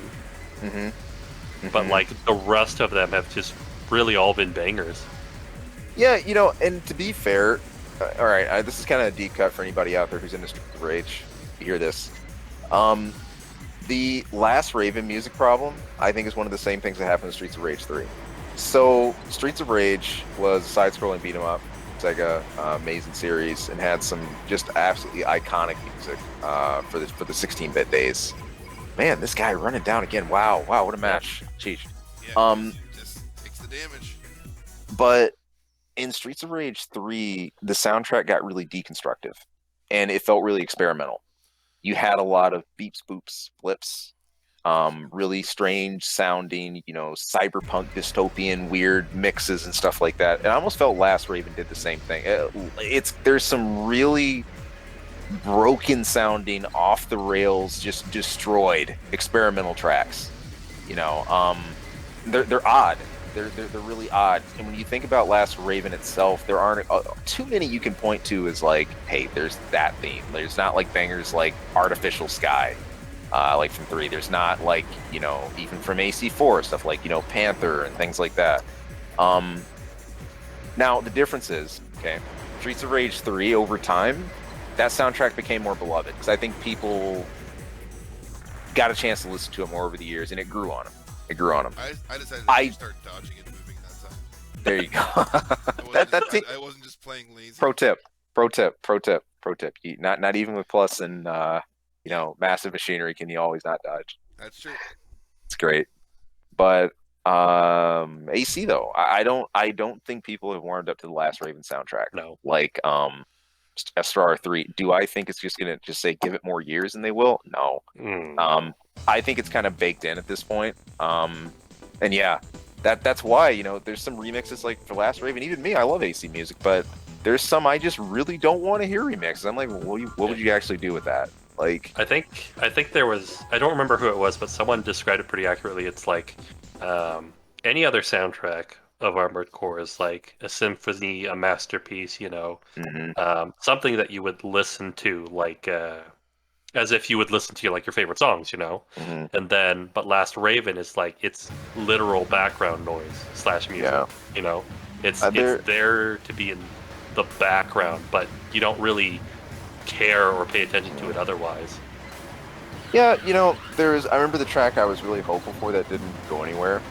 The Super Archangel Pulverizer, the hidden mission. When you drop down that shaft and land, and the first thing you hear for the BGM is the sound of a raven. 2 or 3 times. I love that. And I'm sitting here, I'm like, all right, we're in for it. Here, okay, everybody's been talking trash about the Last Raven soundtrack, but watch this. From's about to drop the mixtape. And they don't. That track was really you know, it didn't it's weird, you know, where that went. And honestly, I can count on one hand tracks from Last Raven I can call out that were like, you know, really solid that maybe it could deserve a good mix. The opening, 5.5. I think I still have that, right? Works Clock Signals. That was one of the missions I really liked, and it sounded like someone striking on a railroad track with like a pipe or like a wrench, and that was like the sound of the start of it. But it kicked into a really cool beat. I really enjoyed that. And finally, in my opinion, what I thought was the best track, Last Raven, Falling Device. That was the one when you get into the last Zenaida mission. Yeah. And also it was played in one of Jacko's missions too. That was good. That was really good. I could deal with that. By the way, I was just laughing because it's like his description. A pilot would like to take you there. Yeah. Like, yeah. Oh, I'm sorry. And he's a yo-yo champion as well. Just no reason to put that there. Just he's a yo-yo champion. Yo-yoing right now. Oh man. That's why he's a reverse joint. Great. It's your reverse joint counterpart. I get the love. Yep. I get the love. Get the blade out. So, fun fact, my little known fact, people might not know about as a player, I almost played reverse joints over quads. Oh. Reverse joint would have been was my close second pick, because Joint Legion? RJL, can you believe that? And so in some alternate reality, I was with RJL and quad squad was never a thing, right? Were you part of the Dragons? I would have been. But no, I always thought reverse joints were cool because obviously the jump, that's sick. Like, where my mind automatically went, especially later on when overboost got introduced, I was like, wow, there's so many applications for that. That's just the movement and what you could do with that frame really appeals to me. That's awesome. But quad still took the cake because they just feel like the best thing ever. So Also You know, helps that that- you have a certain love and affinity for the grenade launcher, and you can fire that while moving as a quad. yeah. I'm sure that helped with that decision. Oh man. You know, it's sort of funny that you brought up the jump earlier, Zealous, and Mhm. someone had made a joke before. Do you remember in Verdict Day there was the reverse joint legs? There were the Cornelius Archibald revision, Yes. and yes, and basically they had like crazy jump, and I think I'm misremembering it, but there was like a joke about like Cornelius Archibald being the first man in space because it jumped so damn high. That's awesome. You know what? I'm pretty sure I'm misremembering that joke, but it's still funny regardless. It's kind of like you just played. So I made a decision. I made a decision not to roast this guy. It's like he's a blader. Fine. Fine. I'll play your blade. You know, and this is another song that goes pretty hard. I think this is I was just about to Insurance. Insurance money, yeah, insurance money, dude. This okay, this track is such a good example of I think what LR missed with like the nonsense tracks. Yeah. Because it makes no sense, and the whole fuck's sake thing, but it goes so hard. Like, Yep. Yeah, this track is weird.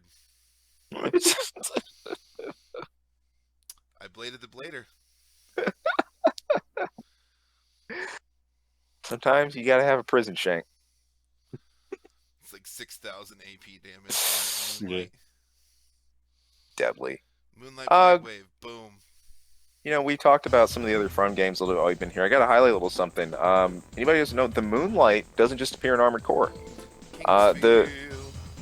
The Kingsfield, the Moonlight goes way back to one of the earliest From Software games we ever had, and the coolest part is, I think this is the most iconic ongoing Easter egg in any From Software game because it shows up in all the AC games, it shows up in Kingsfield, it shows up in Dark Souls. And guess what? It shows up in Elden Ring too. It's awesome.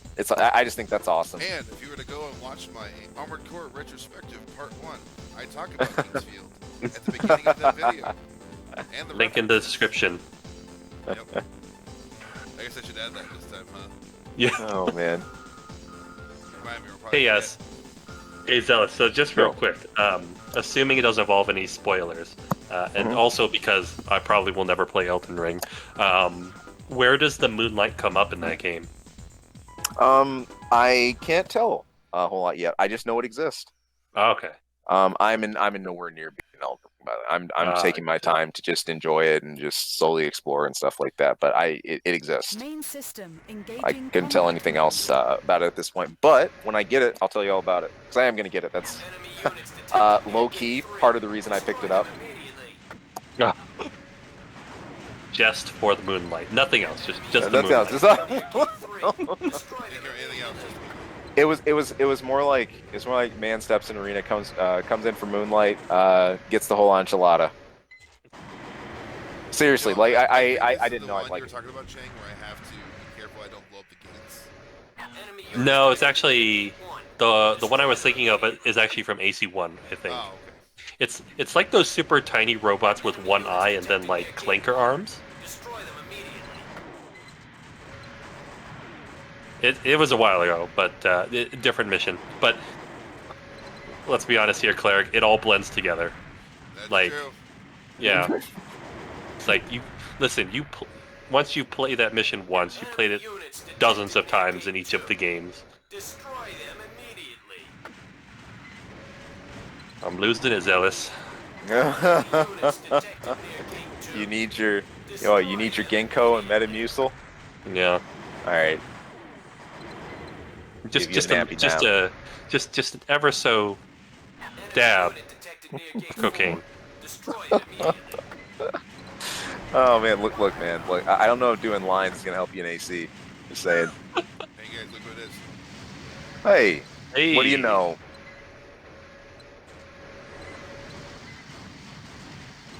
God, I Classic. completely forgot he was in this mission. Powerful modification is necessary. And he no longer has the Southern accent. drawl. Target of operation Yeah. cleared. System switched to I miss normal Southern mode. Nine Ball already. Bring him I back. do too. Southern 9 ball Yes. is best 9 ball. Southball. Southpaw. South ball. Oh man. Bum bum bum bum bum. I think our operator's gonna be a little upset with us. It's a good mission to give it up. Just a bit. Just a bit. Here it comes. Waiting for it.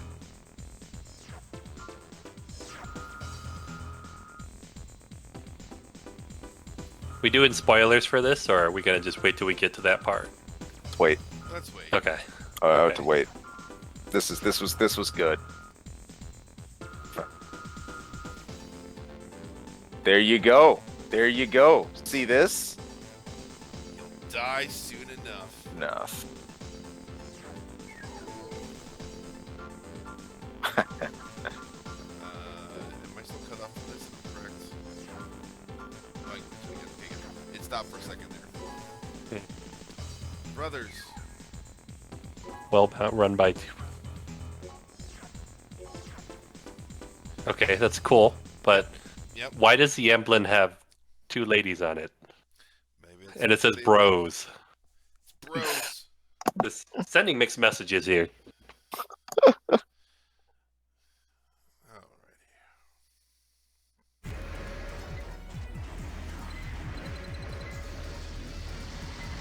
Oh, you know what? This isn't as what am I trying to say?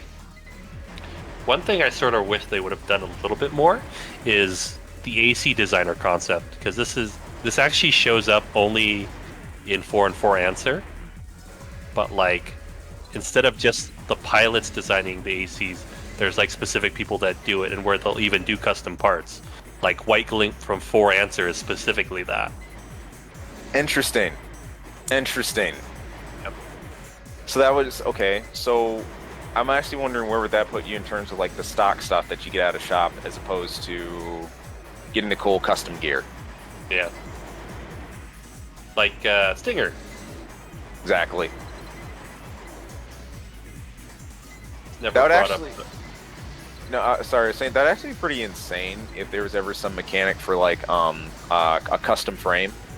For example, let's say you built a core off the ground, and there was a set of boosters that went into that core that would comprise the overboost mechanism, and there was a set of like armor plating that went into this that would comprise the look of like your loadout for both your AP and your shell and your energy defense or whatever defense is, and that, you know, if you took that would literally be, I know for some people that'd be a headache, but that level of customization to go that far into where you could actually tune a frame down to like the I think it sounds like the most amazing thing ever to me. I would have so much fun with that. I'll take it one step further. I like to pick my boost color. There you go. I would like my boost color not to be attached to my booster. I want to pick what color my boost is. There you go. There you go. Actually, You know what, that would. Zealous? Go ahead. Go ahead. Yeah, sorry. Just one thing I wanted to bring up real quick Yeah. is that concept with the armor. That I think that's actually how the like the armor plating was supposed to work for Armored Core 5's initial concept. Because like, and you can sort of see this in the design of some of the parts, where it just looks like the next revision is just like a more heavily armored or less armored version. You know? Really interesting. Really interesting. Yeah. You Kind know, of a shame that they never did anything with it. again, ideas on the table. There's so much. There's so much there. This idea of being able to change booster colors and stuff. By the way, that'd be a really fun way to throw people off. One thing that when you get really used to Armored Core, especially this isn't just if you're a tournament goer. If you become, I think, any kind of veteran and really used to it, you start to take note of things, not just okay, the size of that round coming at me, I can kind of guess what they have, or like looking at someone's frame. You can start looking at people's boosters and instantly tell what they're using. I know back in some of the PS2 games, you could see if someone was rocking the fleets, like in ACSL. Even the sound.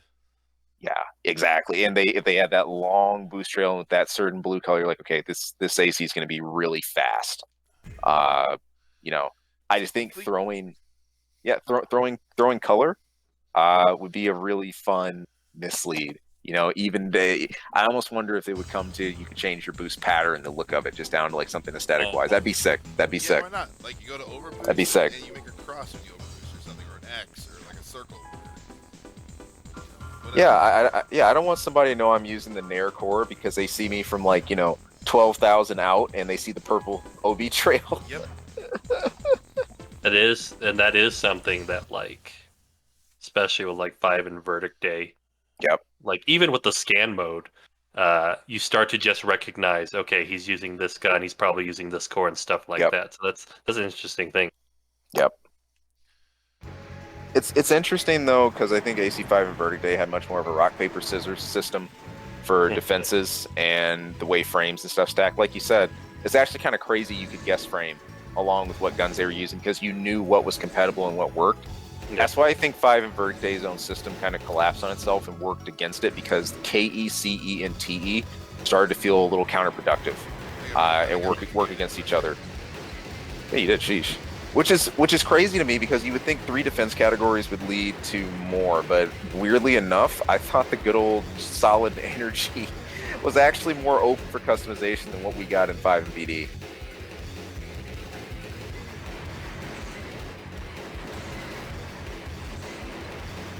Yeah, the differences here, anybody who's curious, and I don't know if we've said this before, in nearly all the AC games, there's 2 types of defense. Solid, energy defense. Solid helps you against everything. Well, solid round, missiles, bullets, chain guns, etc., etc.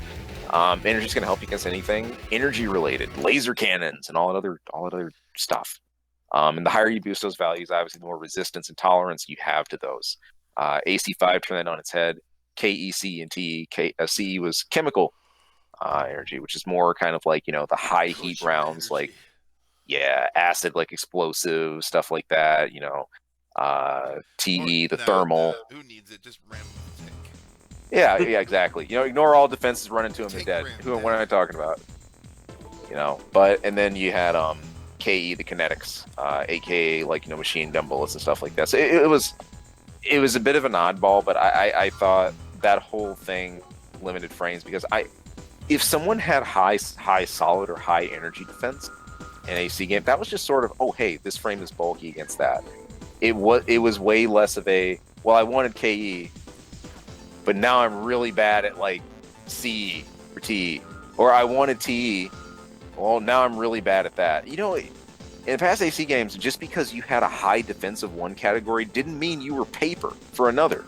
Guys, look no further than crazy stuff like, in Last Raven equipping the Lemur arms, which was like a heavyweight arm that a lot of people like to fit on like midweights. Lemur? Lemur, sorry. That basically had the weight of closer to like a mid. It was a crazy arm and gave utterly insane defense and was one of the frame parts that could set you up for having really good all-around defenses. So yeah, just because you had good solid or good energy didn't mean you had to be paper to the other thing. That was a nice touch to me. That one thing that annoyed me about defenses in 5 when I compare the 2.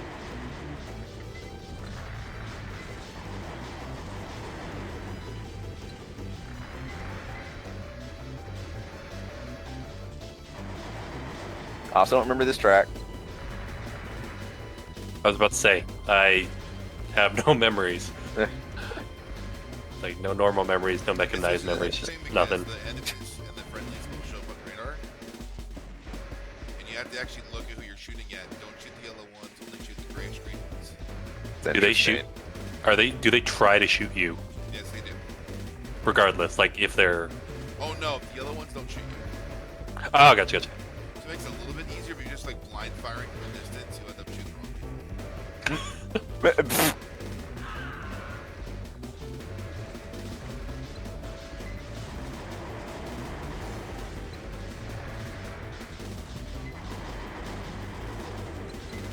Again, friendly. Yep.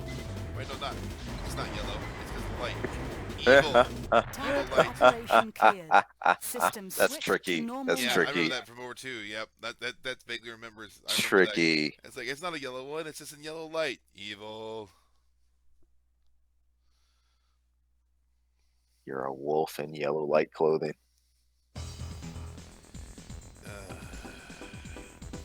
Bum bum ba-dum. Mm.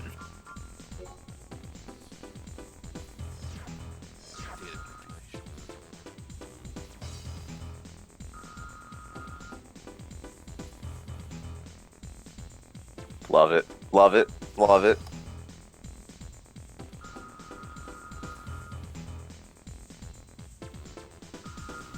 Erase this information. Thickens. Love to thickens. No one wants to know anything about the most powerful AC in the arena in the top ranker. Yeah, get that. I don't want to. Totally not suspicious. Just want to blow him up. Who needs info? He needs to die. Time to die. To die. Run. Run. Oops.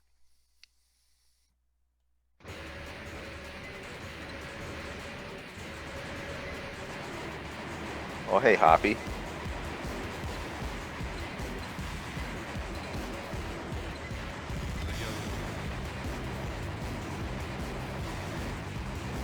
Yo-yos don't go far in the garage. Blade away. Dead. This reminds me of something funny that you'd see happen at tournaments sometimes when designs would excel at really small close-in arenas. So usually by default, when you're playing a match, you would start at the default arena. It's usually an arena grounds, just a simple open arena area, right? And the loser got the choice for map next round they play. Usually it was the first map to be best out of 3, right? So they'd go somewhere really close in where they could really excel, at blowing you away close. And then if they won, and it went back to, I always thought this was funny, when it went back to the other person's side, they just went back to the arena again and would smoke them. That was always funny to me. I think it's fine to design something that excels in being up close, but it was always really cool to see the people who stuck to leaving that kind of play style to just the arena, and the ones who could adapt it, no matter where they were. Those were the scary players. Hey, Zell, it's just a sort of random question, just because I don't know too much about, the AC3 competitive scene. Sure. Did you guys do you do any map bans? Either by default or elimination. Trying to think back. My first experience playing in AC3 competitive was in Silent Line. I actually didn't do 3 Classic, so I couldn't say anything about that. During 3 era, no. I don't think we had any banned No. maps as far as I know. I don't No. think so. Not that I can recall. Nothing like I that. know for the events I ran, I didn't, and I don't remember when I joined up. I did Tierson's events for ACMM 2 and stuff. In SL we didn't have. No, there was one ban map. We did. Now I'm gonna go back a second. I'm gonna say we didn't have to ban any because the arena's changed so much. By the time I started running events, it was we were done with Silent Line and we were moving on to Nexus 9 Breaker, etc. For Silent Line, I know for a fact the Midwest banned the Steeple arena. You could not go to Steeple. That was banned. Really? And reason why?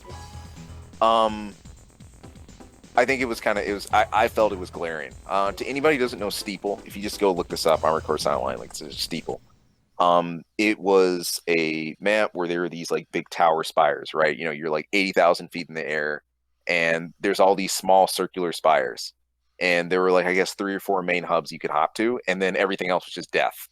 Oh, So- yeah, that map. Okay, yeah. So yeah, basically, if you're a I say perma-flighter, I throw that term around real loose. But if you were a really flighty, lightweight, and your air combat was your thing, you just, the advantage you would have over, let's say, a heavyweight tank who wasn't a missile boat or who was a jousting tank, that Joust tank is going to be so horrifically crippled at that map. Like that match is already slanted.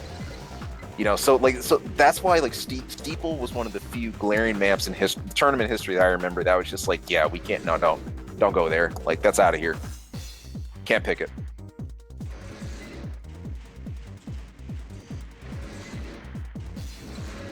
Now, side note, I'll also mention this about, oh, look at this. The blade slug out. Yeah. And he pulled out the gun. That was great. Yeah, why not? Great stuff. By Now, the way, I'm not too sure how we missed each other those 4 times. yeah, that was... We were kind of point blank. Not sure how that worked. And right there, folks, that's why I stopped blading.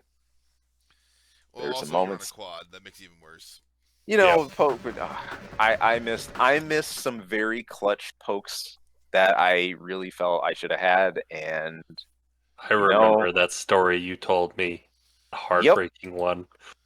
That was the straw that broke the camel's back. I was done. After that, I said, no, I'm good. Give me another gun, or something.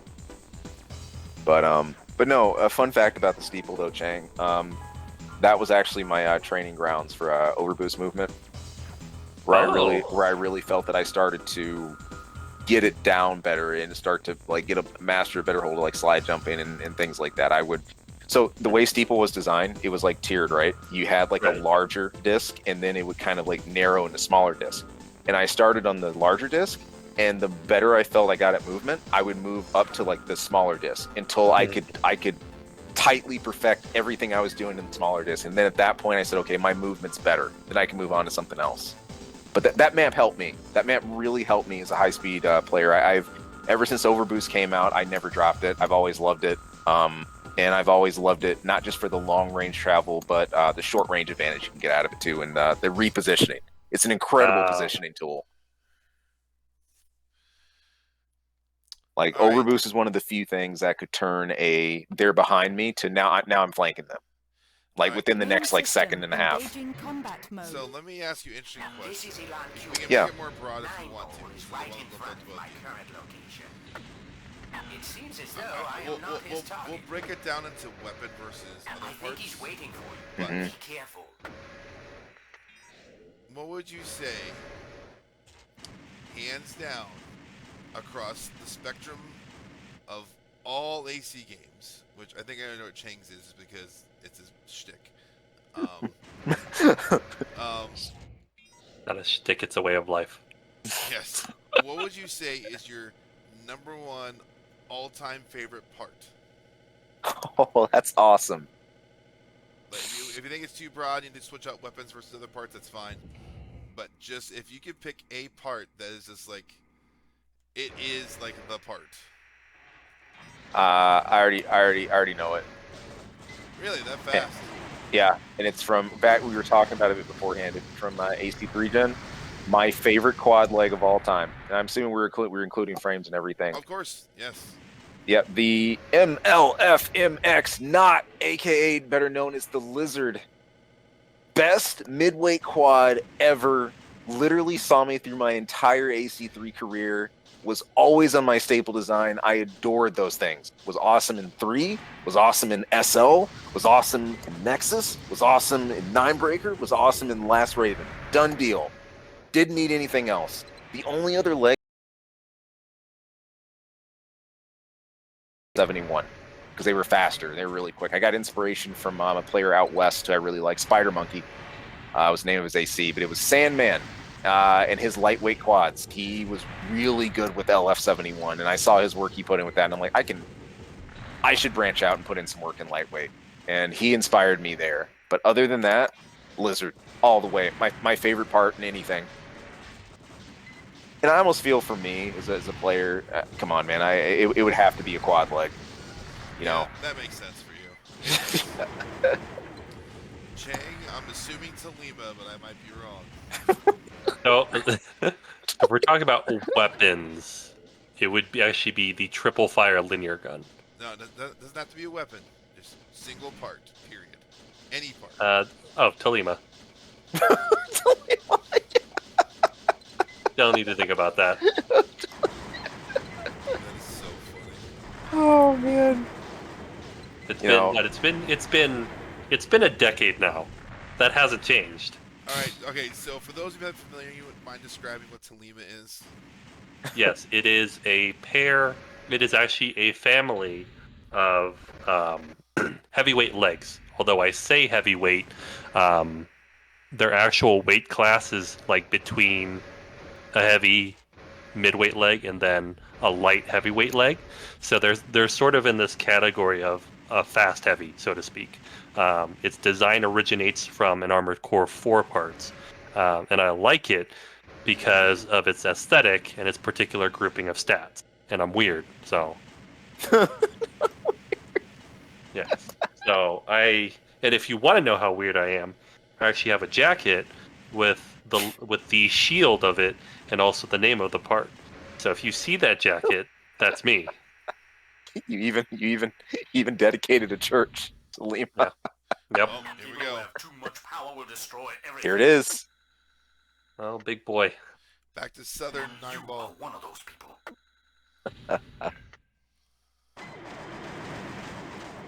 What a small room. You don't care about that. Nope. We've just been informed that all enemy units have retreated. I'll contact you later regarding 9 Ball. Dum. Target of operation cleared. System switched to All normal right. mode. Since we got year 2, I kind of thought that might be the case. So, anyone want to venture a guess for me?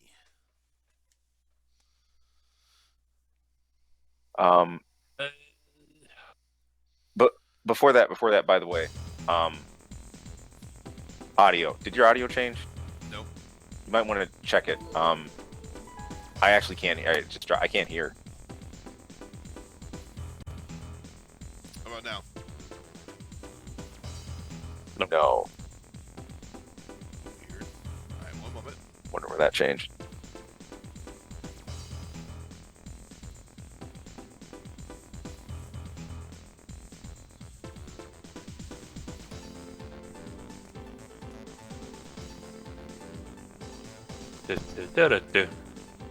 How about now? I like the improv, Jay. Do you have me now? Not yet.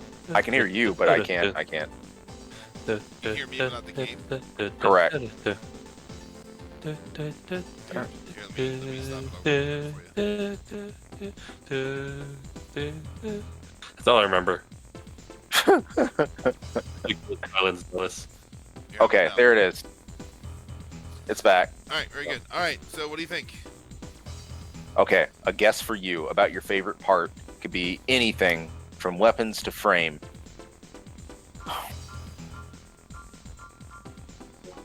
From any AC, right? Yep.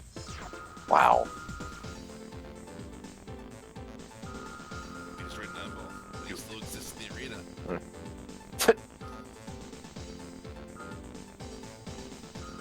I feel like you've talked about this once, Cleric, but I can't remember. Okay, I'm gonna. As much as I want to throw this out, I don't think it's right. I'm gonna say it anyway Okay. because I love how you adapted them. Linear arms. Close second. Very close second. Are they legs? Okay. I think I know. I might have this. If it's a close second, and we're getting to weapons. I know how much you love damage. Is it the mines? Yep. I knew it. The inside part, the urchin. The Freaking urchins, the urchins, mines, hands man. down, my favorite AC part ever. Hands down, my most favorite AC part ever. I love those things. I will never forget how you discovered them. We Yep. were just watching some footage, and you're at my place. We were hanging out. Yep. And you saw just this little, it looked like this little like, glitchy like wall of just stuff gets flung out, and all of a sudden the heat spike. You're just like, whoa, what was that? What the heck was that? And like, All I you saw kept talking. on this video, them demonstrating the game coming out, was all of a sudden this guy like flung out parts from himself, with little tiny balls like stuck to the ground, and then the guy ran over it, and next thing I know, the dude's heat was just off the charts. It did damage. It wasn't even one of his weapons. I'm like, what is this? I gotta know. Coming out was an inside part, and yeah, they were stapling all my designs from that point on. It's interesting. Claire's actually the only player I've ever run into who made specific use of these. Yep. And would adapt them to whatever heavy or whatever design he put them on. They were such a tricky play, and if you didn't know someone had these, and if you wanted to get in their face with shotguns or something, if they knew how to aim them, which was rare, because finding an urchin player is about as rare as finding a manual rocket player, I'll put it that way. They would put you in a world of hurt.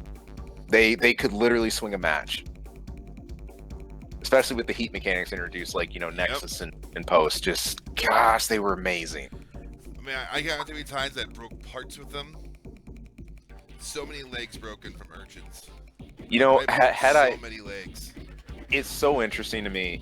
Had I been, I think, more offensive minded with all my OB play, I would have considered, because I remember I watched how you adapt those, and there was a time where I was looking at them, I'm like, you know what?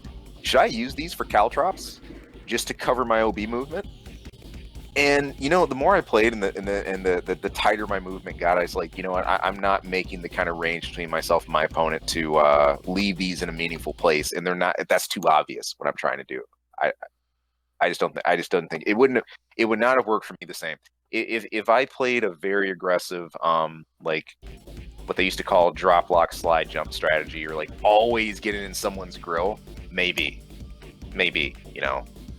But oh, there it goes, finally. Man, I've been pressing there you X go. now Sheesh. for 2 minutes. But that's a really good pick. That's a really good pick for a part. Are you familiar with the urchins, Cheng? Yes. It's hilarious. Those are the inside part that's like a floating mine, right? Nope. It's the ones that stuck to the ground. Oh, the one that shoots out like almost like a howitzer, right? But it's like a bunch of small ones. Yes, correct. Yep, Okay. and you'd fling them in an arc. So what made them so scary is when they first get flung out, those can all hit you and deal insane damage, okay? Even if those miss you, you'll hear this tick, tick, tick, tick, tick, tick sound, and they'll land on the surface. And they'll stay there for a bit too. So even if you miss, if you're depending what's happening, if you have a lot of situational awareness, they can still be devastating because someone won't see. You could pull them back into something they just won't see coming. It's really cool. One of my favorite things I would do is I was always a heavy biped, right? Usually slower than my opponent, and so people like to strafe a lot and go behind me. So one of the things I got used to doing is that if someone got behind me, rather than try to catch up on my reticle, I would aim straight down with the urchins, shoot them, and then jump over them and have them start falling behind me. And I can tell you, about 25% of the time, all these people weren't used to it. You run into them, and then they start to burn, and then they would die. Because I would never let them get their energy back. That is more evil than I thought, because I was thinking it was just a regular mine, but it's not. It's those thingies, which is like, because the other thing too is they're hard to see. Yep. Yeah, they are. Correct. They are. So that's evil. And as far as I know, I'm like the only person who ever used them. Yeah. No. Many tournaments, never saw the people use them. I never knew anyone else to use them. But it was so funny by Last Raven when part breaking was a thing. Look, I gotta highlight this, people. They weren't just a weapon to spike your heat. These could destroy your frame too, especially legs. If someone ran over these with legs, you would at least go leg yellow, if not leg red, depending how many you hit. Oh, God forbid if you ran over the whole bunch, you're done. Your heat gauge is going to 999. Your energy is gone, and I'm just gonna sit there and just keep dumping them on top of you until you're dead. That's all I'm gonna do. You better hope that you put something on other than energy weapons, or else you literally had nothing to do. Becomes a one-player game at that point. Pretty much, yeah. That was the funny part about it. It was bad enough, the heat spiked, then you just throw another wave and stick it on right in their forehead. Yep. Such a cool weapon. It got me second place in a tournament. It did. I shall regale the story of the urchin win. Okay. So I'm playing against another great guy we just recently met called Foxfire. Excellent sniper player. He was really good. Rocking, my set of, Cetus arms and dual vert back missiles. Got him down to like 600 or so AP, and I ran out of ammo. And then back at that time, I wasn't running the energy EO. I was running the solid. And so I didn't have recharging Exceed Orb. I changed that later, so I never ran a weapon again, because I always had the Exceed Orb after that point. But so we got in a big match, we're playing the game. It's the best, we're playing best 3 out of 5 at that point, I think. That's how far we're at. And I had won 2 games, he had won 2 games, we're on the last game. I ran out of ammo, and he has like 600 AP left. And so, and he has I think he was running worms. Was he running worms, if I remember correctly? Yeah, or his worm and something else. I thought there was like a thinner rifle left. Yeah. Yeah. Anyway, so we're going, and I'm out of ammo. I don't think he realized I'm out of ammo until someone makes mention behind me who's spectating. And then all of a sudden it's like, oh, he's out of ammo. So I pulled the maneuver I told you about. I basically purposely turned my back to him, put urchins on the ground right at my feet, jumped over them, and as he came in to get me, he ran into them, went into a burn, and died to burn. He hit every single one. Yep. Wow. And it was just such a turnaround, because it goes from that moment in a match where it's like, oh man, It's his, he lost. Oh man. Yeah, Fox has got the AP lead, to literally burn 0 dead. Like, it was like burn 0, legs yellow, dead.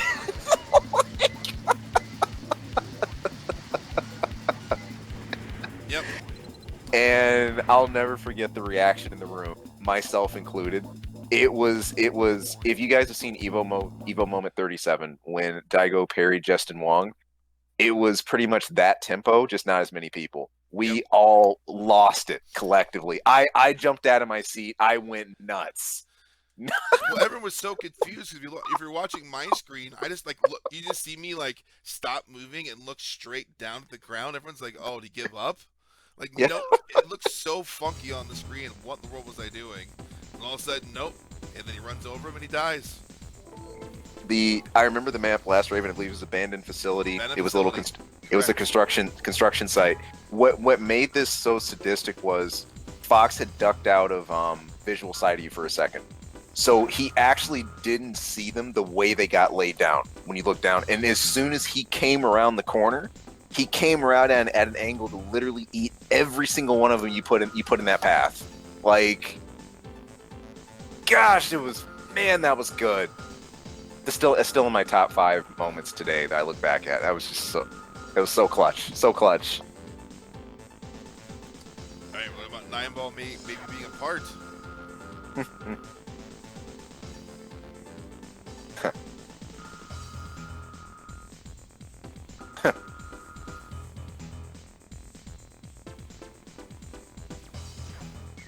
Here it is. Has arrived. But if you look, ready? Not in the arena.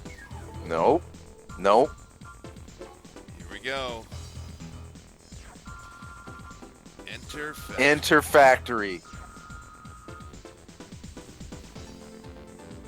Yeah, No one ominous, knows. right? I'm waiting there.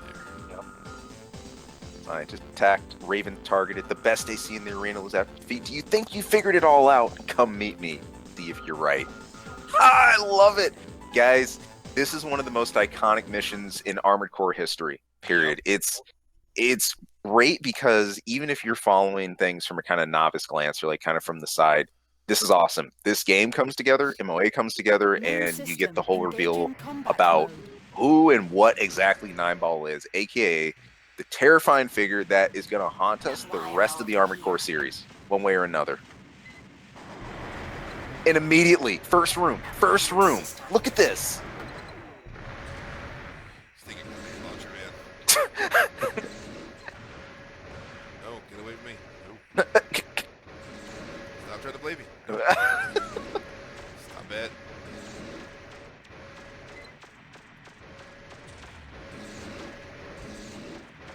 Fine, I'll do it too.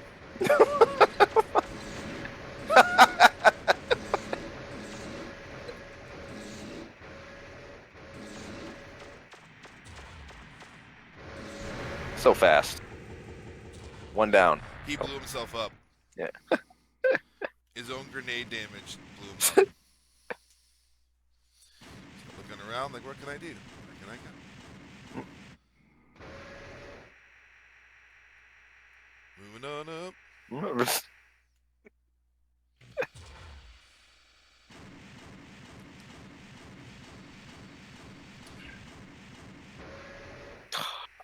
To this day, this mission, I just still... And the best part, you know, we notice AC's had so many bumping soundtracks. Notice nothing here. Yeah, it's just dead air. Oh, stop. Go back a sec. Clear, go back Yeah, a sec. oh, yeah, Turn. Check the walls. The other one, behind you. Oh, yeah, 9 balls. These were formed by me. Crazy. And for the sole purpose of recreating the world and humankind with it. I kind of wish he still had that southern accent, though. There's more. There's 8 of them. The nightmare fuel. So you just think about how annoying one of these is to deal with, and you're like, all right, now we're dealing with like an entity. Like this really nightmare fuel like collective deal. Yep.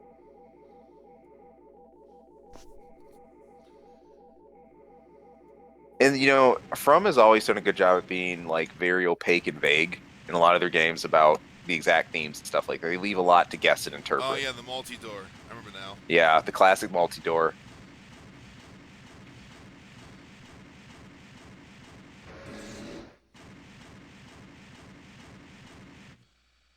Yeah, And there's here we 2. go. Real too much power.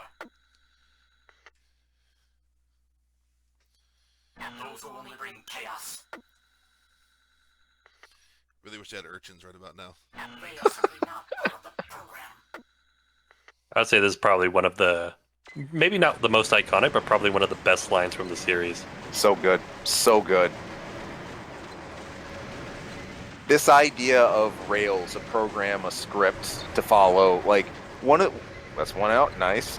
One of the things that's always just been really enchanted about AC is the idea about like, you know, the puppet master who's pulling the strings. You know, we get the soft reset later in AC3 and the world of layered and stuff like that. But there's always been this question, this big question out there of how are the strings pulled? Woo! Ooh. Nice job. To protect mankind and this world, I intend to fulfill this task. And there's always this huge question mark that we never get. Who did and why? With 9-ball in particular. You know, you're great at it. Well, it states its reason why, but I mean, there's so many strange things that are just unanswered about 9-ball, but I think that it puts the whole mystique and mystery into it. Crazy, I forget where to go from here. I thought there was just another set of doors. Yeah. That's where I came from, I think. Right. All right. There you go. Gate does not move. Oh. It was, but you can't use it. I guess it is upstairs then. Can I go back the way I came? Not that you can go... Just keep going down, or... Oh, that's what. Yep. Oh, yeah. Yep. Yeah, it does. It does. And then you get the scene transition, Yep. and you get full AP and you get full ammo. Yep. And you might be thinking, hey, that's generous. That's really easy. Why are they topping me out? You guys are about to see. Yep. Usually not a good thing in AC when that happens. Modifying Oh program, gosh, this final level. dude, this AC. Here it is. This blew my mind the first time I saw this. Ah, All And it system stops checks being are quiet here in a complete. second too. No more sound of silence.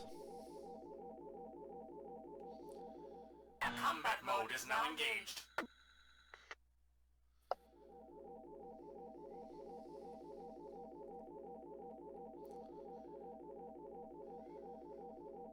and the platform. Boom. One-way trip. Here we go. Target verified. Commencing. Commence. Ah, there it is. There's the phrase Yeah. and the music. And he's so fast. So flippin' fast. Look at him. He's just staying underneath me and behind me. 9-Ball Serif. This boss right here is what kept AC fans up at night.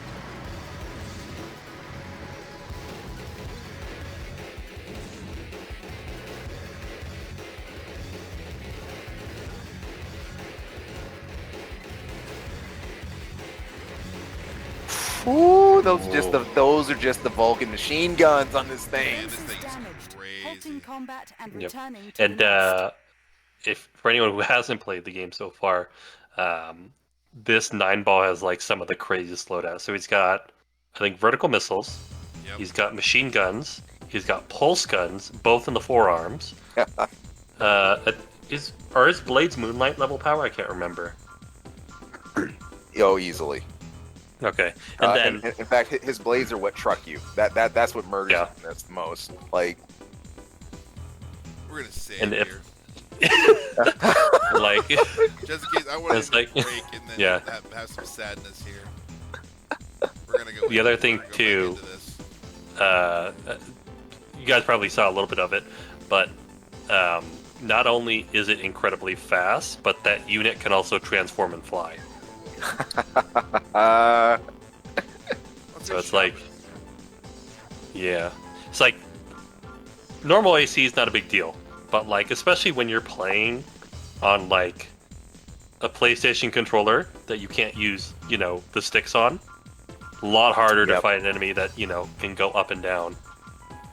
this I remember. I'll never forget. This was one of the first bosses in AC that made me start to think about positioning as more as Yep. less of a circular movement or just round table dance than trying to do janky things to try to get on the opposite flank of them or try and cut my movement at weird angles and stuff. 'Cause it was needed. It was the craziest thing because no matter what I came in with, I'm like, man, I'm a quad. I got good movement. I got good ground speed, especially good turning. This 9-Ball Serif can keep up with you. I mean, Yeah. he can. whatever your frame is, he will track you. You're not going to lose him and just shake him for the rest of the match. No way. I mean, we'd be presented with ways to cheese this, of course, later on, especially in another age. But this here was a bear. And the funniest thing about it is most ACs at this kind of threat level, you would at least see part of the loadout. 9-Ball Serif, with the craziest, most intimidating thing is you see none of the weapons it uses. Mhm. There's a hint of the blades it has on it, but it just looks like an insanely speedy jetpack freak. And But- then because it's also moving so fast, it's like Yeah. by the time you see it, it's too late anyway. I dare say 9-Ball Serif's design was the pioneer to overboost. Yeah. Like, I mean, this level of movement just hadn't been seen on an AC. I think, and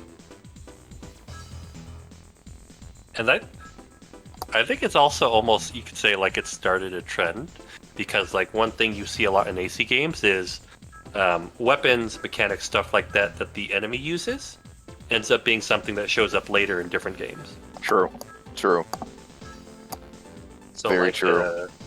So overboost from 9-Ball Serif.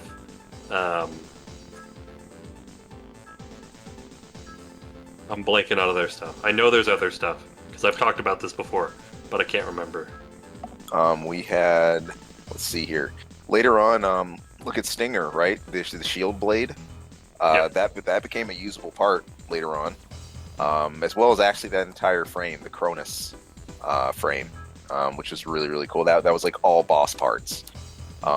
You could argue about White Glint, right? I mean, the White Glint's signature core, the epic, fold out overboost design, like that whole thing became usable, in 4 answer. I remember now. One big one, and this is, I'm not going to spoil this, but the enemy, the final enemy in Armored Core 4 uses assault armor, and that becomes a thing in Armored Core 4 answer. It does. It does. It does. That's the main mechanic.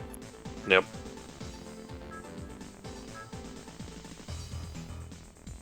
Crazy.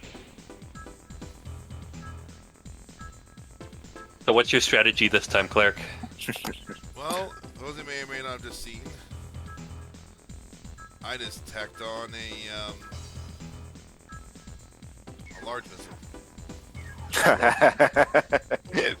I'm also going to be swapping to Karasawa.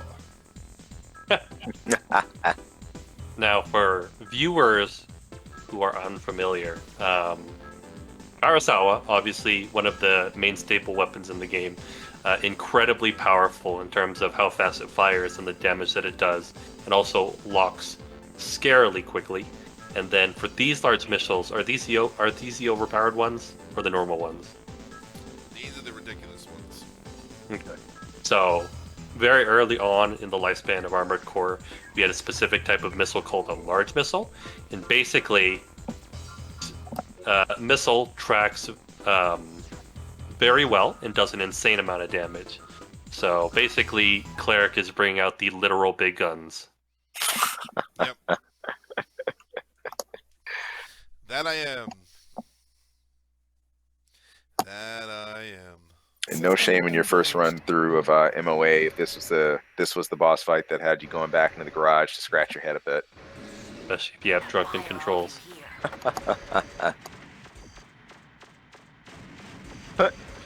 Now, Zealous, I don't know if you remember this, but like when you play through, how many times did it take to beat this guy? Oh, what are you talking about? I one-shot it. No, I'm not going to be like that. No, Corey, I got smoked so bad. And then also the first time I did it. As far as how many times it took me to do it, oh man, I don't have a number for you. I mean, I do remember like my first like 5 or 6. It was really frustrating. I was like, oh wow, this is just faster than what I thought. Man, the blades got me, and the machine guns got me, and the missiles got, there was always something that would hit. But I just did some tinkering, started to think about, what I could use, and it was gotten a really tight damage race, and I made it. But it was by no means perfect AP or whatever else, and it was rough. I can't tell you the number, but this was tough. This mission was a big jump point for me in the MOA. And then the worst part later on when Lost Field came out in Another Age, and then this happened again, and oh my gosh, it was so bad. I landed and heard that theme and looked, and I was like, I just want to reset now. I'm good. I know what this is about. This one was a pretty bad one for me too. And I think the only reason I won is I looked up a guide online and basically just used like ultra lightweight build with a Karasawa. Yep. But like even then, it took a lot of tries. Even then. Yep. It's crazy.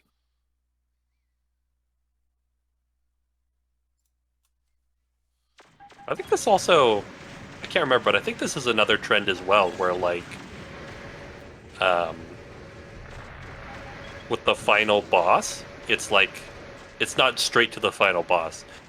There's like a build up to it, Exactly. So like in Armored Core 1, it's not as great of a build up, but you fight multiple 9 balls. You also have to go through those floating mines. I'm trying to think of like the latest game that does that. Nope, I'm blanking. Alrighty. I don't have enough brain cells, Zealous. Made quick work of those two. Yeah. Large Low in missiles, memory. No joke. Okay. Get some more RAM, Cheng. Out of credits. Man, if I had Tank Ran, this guy would be dead in one go.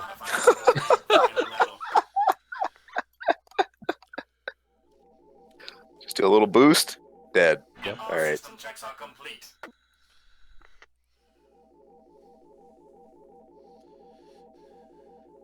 If you want to style it, give me a parry blade. Quad Yeah. parry blade in the air. Or style points. Literally dead. 4 times damage poke.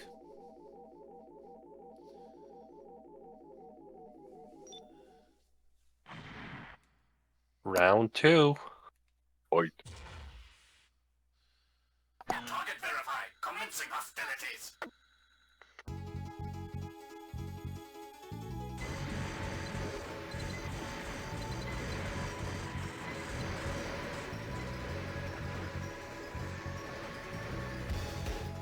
Look at that movement.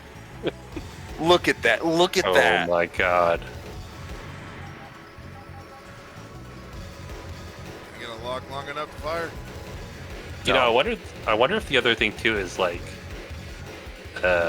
for people that played Project Phantasma, like Stinger at the last stage, he basically like stays still, right? He moves a little bit, but it's like it's a very slow moving, you know. Yeah, the Phantasma thing? Yeah, Oh yeah, super slow. It's super slow. yeah. So I wonder if that's also like back then that would be like a bigger shock because you you play the final boss. Woo. Like Armored Core 1, it's 3 ACs. Armored Core Project Phantasma, slow moving object.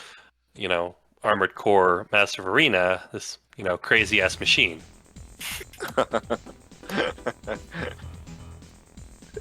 It's progression, right? Yep. Alright. I don't think the plastic cans are gonna do me any good, so I'm just gonna scrap those. This here, I have the biggest smile at the process Claire's going through here because this is textbook Armored Core. Yep. It's modify, rethink, re-strategize, recalibrate, re-equip. Like there's missions you run across where you really got to consider your loadout, and sometimes you're like, man, I just need more ammo. Man, I just need to hit harder. Man, one of the fun challenges, just this to me, one fun thing I always had doing was, to me, a staple design meant something that reflected not only me as a person and as a player, my personal play style, but could also do well in a variety of arena and mission stuff and put the demands. It should have good ammo. It should be able to do well in, PvP. It should be able to get me through a defense mission. I especially playing midweight designs, I always felt I should have at least an AC that can answer most situations. I love that. So a test that I always do with my staple designs would be, I'd go against everything. Whatever game the challenges were big. By the way, your sound did the thing. Claire, just saying. Oh, I'm not getting sound on your guys anymore. Yeah, right. System engaged.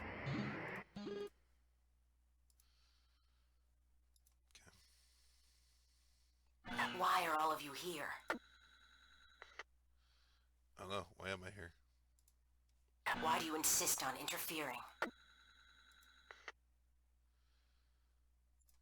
When I took my staple against the Super Archangel Pulverizer, Yep. because I didn't have any of the easy. You can cheese that thing really easy, but I wasn't carrying any of the tools to do that. It was just a straight up, all right, can we go in here and do it? And it was fun. I really had a lot of fun with that.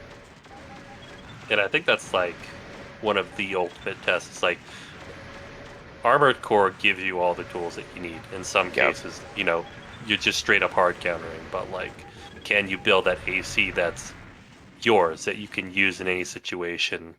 Yep. That sort of deal. And that's I don't know, some people just can play the game for forever and still never get there. That's not an easy feat. It's not. It's the heart and soul of it. In the same hand, there's no shame in like, hey, there's this really tough mission I need to tweak a bit for. I need to do something specific here in this case. This takes me back, Cheng, to the end of Verdict Day when we hit Mission 9. I remember you, me, and Tiersten were talking. And Tiersten, you and Tiersten asked like, "Hey, Z, what'd you do for what are you doing for Black Glen?"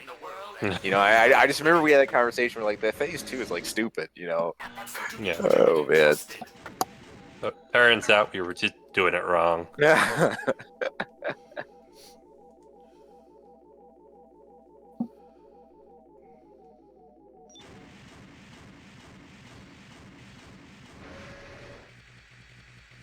Yeah, usually there's some really crazy damage racing tool in every AC game you can use to help you just push stuff fast. But Yep. Those who only bring chaos. if I remember right, specifically for Black Glint, I did double parry blades and over weapon. I basically pushed phase 1 with parry blades, and phase 2 dropped everything except the over weapon, just nuked it with a missile. We're going home.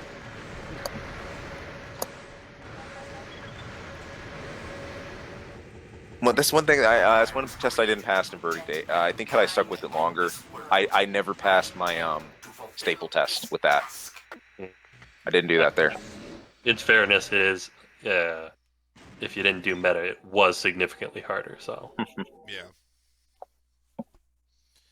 All right. Here we go. Let's see what we can do here. Times the charm. We'll see. Hoping. That's what's brutal, when you go back and do your retries this. Wait, do you get to retry right at this arena, or do you get all the way back at the start of the mission? I can't remember. At the start. Yep. Okay. Yeah. So there you go. 1 second here.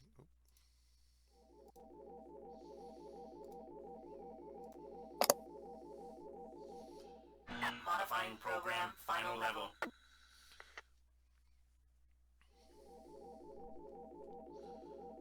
All system checks are complete.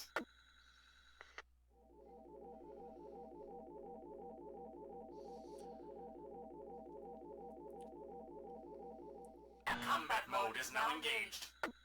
All right.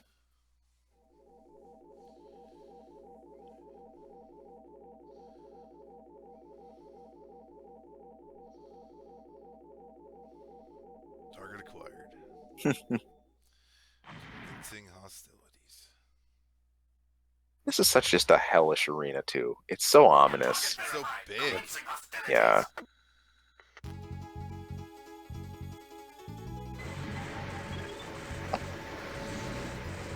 Just broke that lock. I saw that. No, I got it off. Okay, you did get one? Okay, good. Did it hit? No. Oh my god. Look at the blade damage. Just going to town. Dead. My That's- goodness. Dead. Destroyed. Done. Combat That's crazy. What about just Karasawa? Yeah, I'm wondering the same thing, to be honest with you. Yeah, just like no missiles. I don't even know if you need the blade. Just Karasawa it. See what happens. halted. Another thing to consider, this was before the era of part dropping. Yeah. So when you came to a mission with a loadout or an arena battle loadout, you're stuck with that weight. You had to be so cognizant of what you brought with you to a battle in the early AC games. Like, Live and die with it. yep. We could always go a little crazy. Mm.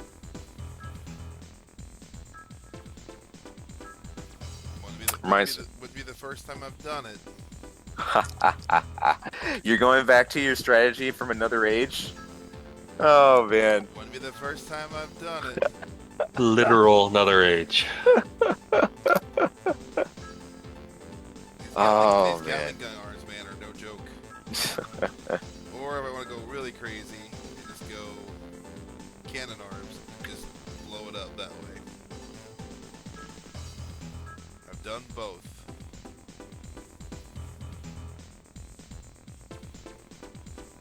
Which? That is the question.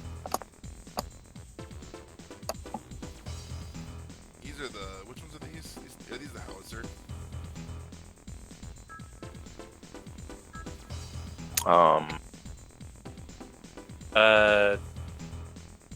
Go back to just the regular arm. Off the stat screen. It's because I can't.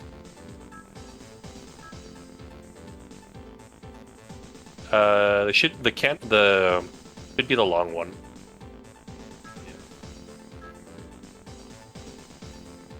Or like, sorry, they have long barrels.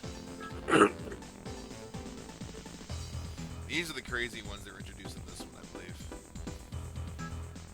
Dual cannon. I could go this route. Do it. Do it. Because if you look,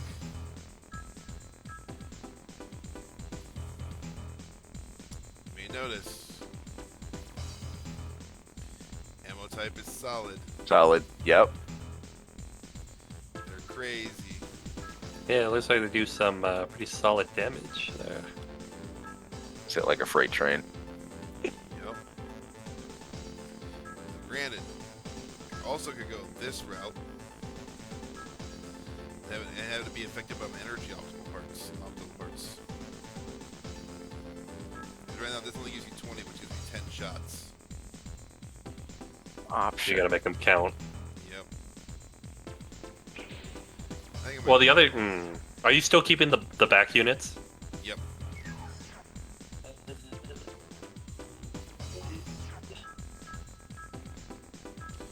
I mean, I could scrap. Let's roll with it. Let's just keep one, Magazine because doesn't the... affect this, correct? What was that? Magazine doesn't affect this, does it? I don't think so. No, why not? Let's try it. I'm curious. I don't think it does, but I'm gonna do it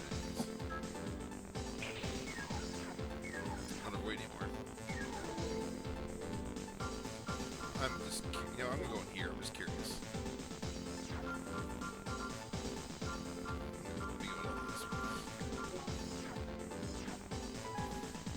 Oh, that's right. Suspended. I can't even test it. Boo. I forgot. So much for that.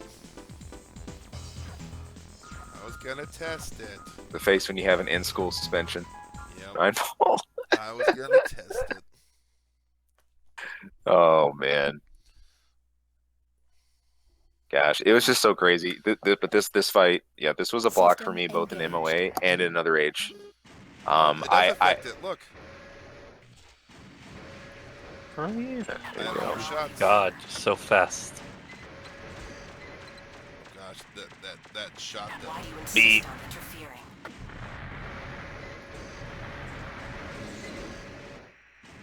So disoriented. Eh, Oh, that's that. He melted. I wasn't even trying. I think I hit him twice. Yeah. Yep. We said laser cannon arms, we meant them. That's just shame, though, that they got nerfed so heavily after this. They Like- did. It's like... They were still pretty okay, like in 3. And then it's just pain and suffering after that.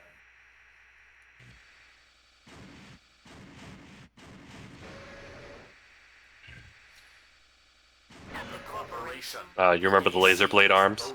Oh, do I? Heck yeah. All of these They were called in ACT. They were called the Samurai. Samurai! Right. for the sole purpose I remember how many people were happy with those. with it. Like just to see them because there were so many like blade freaks and like finally I can truly dual wield blades. Like They're just cool. they're awesome. They're just cool. Yeah. There's no other way to describe it. They're just cool. Those who wield too much power. And those who only bring chaos. They are simply not part of the program.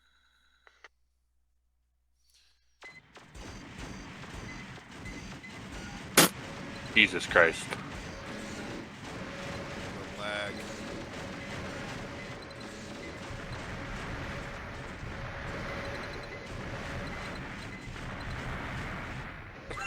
Grenade rain. I can't see what's going on. Like I cannot see. Destroyed. Combat halted. That took my energy out like in seconds. It was weird. I thought at that start you had a really good bead. I was kind of hoping that one going down really quick. Yeah, I thought the same thing, but then it just didn't. Yeah. The good news Yeah. is it does affect the arms. So you do pack more ammo. Yep. It does give me more ammo, so that's good to know that it does that. Yeah, this is one I should know. This is actually a classic trick in AC, especially if you really wanted to be dependent on your weapon arms and really, really push those. You know, you didn't have many shots, but if you made them count, boy. 20 and 30, 20, 38, 22.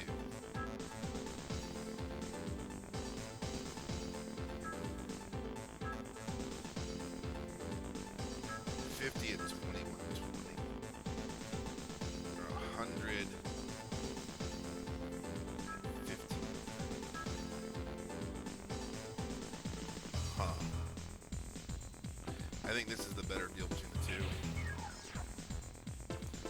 Well, this really will be. If I do it with this will literally be my another age strategy. If this works, this is literally my AC from that one. To elaborate, there's a trick Cleric used in another age to take out 9 Ball Serif. So 9 Ball Serif made a reappearance as a super boss, a hidden boss for the after you cleared the missions in AA. And what he did was he got in a corner, and of course the 9 Ball Serif thing was it always tried to flank you. So he got in a corner and he basically jumped up, and as soon as it started like the OB pattern, like run at him, he just jumped on its head and just sat there and just looked down, just pumped him full of grenade rounds, and it was a good game. I'm actually gonna laugh if something like that works here. Like the AI specifically in Another Age made sense to me because it had that flight pattern, but here I don't know.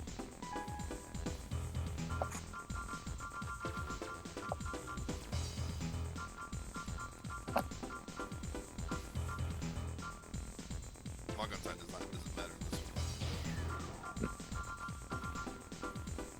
Why not? He launches missiles. Sure. Prevent that from happening. Alright, I think after this, I'm going to call this one a go for now. That's fair. I was about to say that this is a really good And stopping if I point. don't beat it this time, then just stay tuned for part 2 of the playthrough. We'll keep rolling. Yep. Start it here. Now, maybe I'll make us into a boss rage.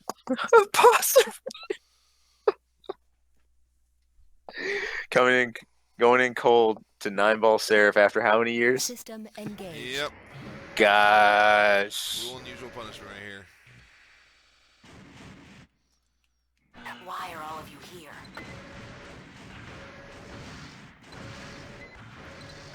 Why do you insist on interfering?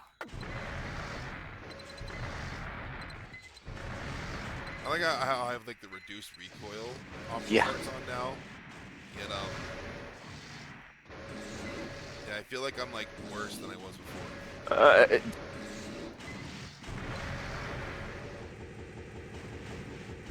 I'm not sure how that's possible.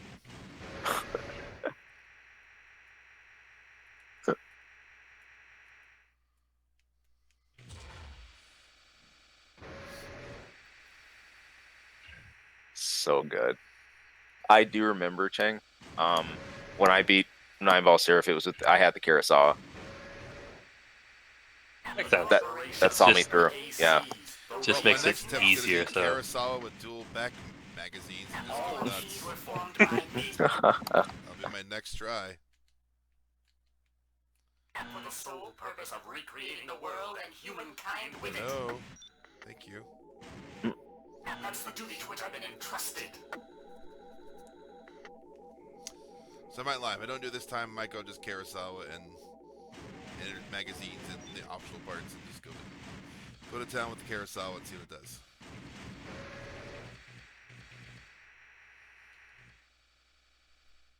Those who wield too much power. Those who only bring chaos. They are simply not part of the program.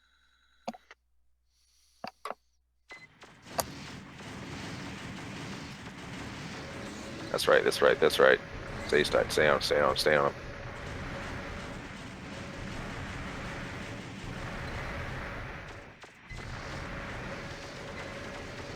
Oh, that was stunned him out of that blade earlier. Knit down and gritty. Nice and gritty. And this world, I intend to fulfill this task.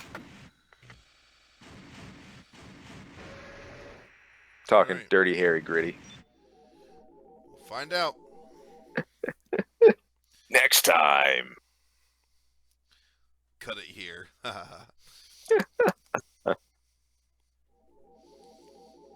Alright. Modifying program, final level.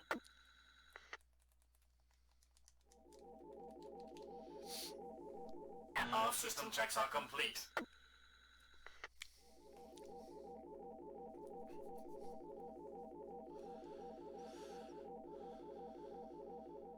combat mode is now engaged.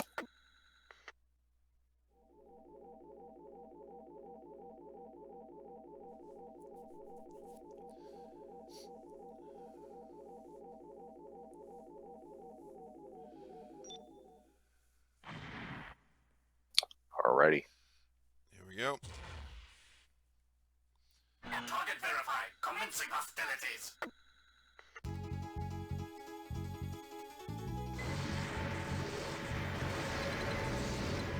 Oh, Does it? Whoa! wow. Whoa! So it stunned him, It stunned and him. then, yeah. Frame too light. Frame Hey, too light. who Frame. would've It thought? worked again. Who would've It thought? worked again. The another age strategy works again. I am sticking with it from now on. It is. There's a reason why weapon arms were my staple ever since Nexus.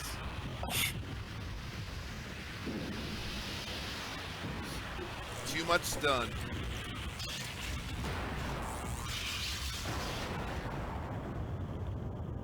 Classic FMV.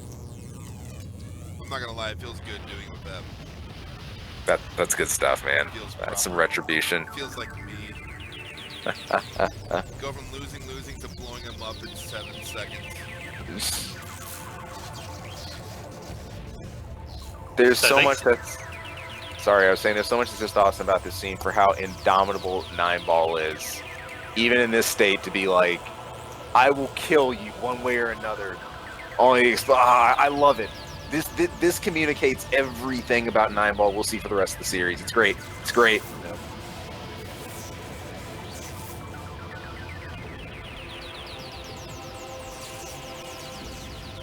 Little known part, if you're watching the YouTube channel, you may notice the logo for this channel may look somewhat familiar to the AC that we just destroyed. Mm.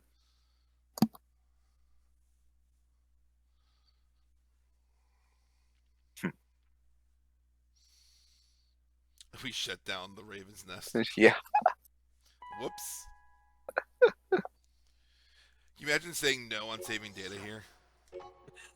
I don't want to save.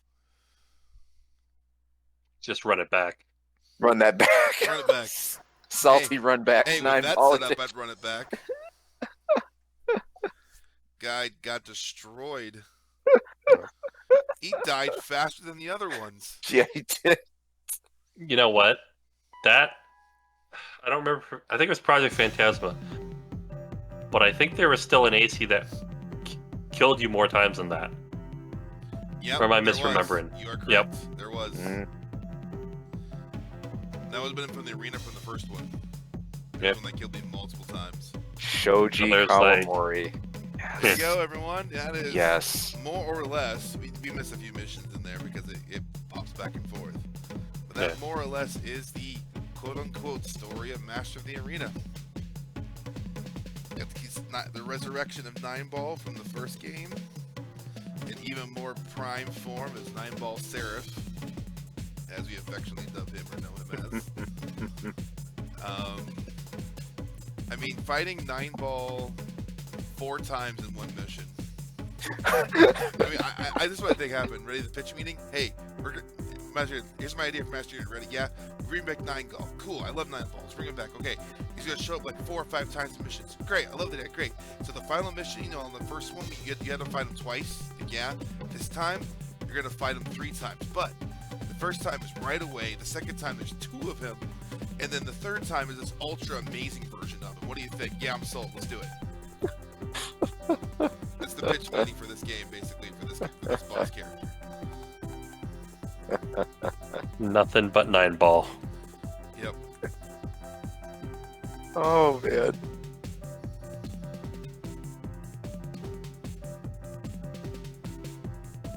So catchy. Such a chill vibe for the end after all that nonsense. This is also... Was this the only ending I think we've ever had to an AC where we just got Shoji Kawamori's concept designs and art? Yeah, it's so good. Classic. And Year for those 2000. wondering, that track is called Trans Am. Awesome. I remember that one by heart.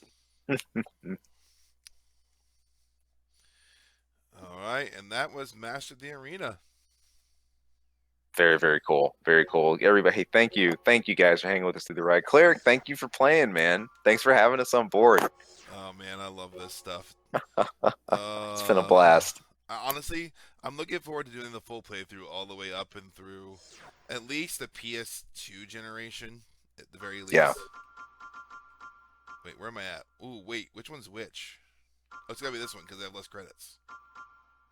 Right? Why would you have? Oh, because you bought some stuff. Yeah. Yep.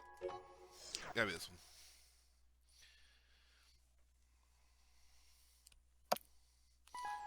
Like, you pressed the wrong button.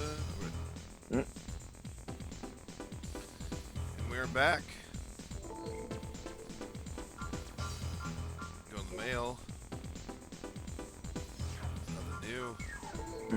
But it's the arena. Wabam. There it is. We are number 1. It's never really over. Very cool. But notice, you may notice there's now some new fighters to go against. Huh. That is for another time now. So I'll regale you with this wonderful monstrosity of an EC that apparently can destroy 9 Ball Serif in about 7 seconds. Feel free to copy this design for your own playthrough if you feel so inspired to do so. I would not recommend this build for most missions as you'll probably not have enough ammo. But for that last mission, it destroys everything, which I fully appreciate. Anyway, this is Cleric. Thank you once again, Chang, Zealous, for joining me. I appreciate the overtalk, the commentary, the banter, the regaling of old stories, the conjecture, the future of AC, and of course we'll be coming back to this for more of Disc 1 and of course Disc 2. Oh yeah. As we go through some of the EX Arena items. Anyways, hope you all enjoy it. If you let you watch it, if not, feel free. Like, subscribe if you feel like it. I don't really push for it. I do this for the fun. I do it because I love Armored Core. I have no other real justification for this because it's just the nostalgia I get from this series is something. There is not a single game series that brings the level of nostalgia and just childlike joy to my brain that Armored Core does. Just nothing else even comes close for me. Anyways, thank you all both Well again. spoken. See y'all coming. I'll see y'all next time. Take care, everybody. Peace out. See ya.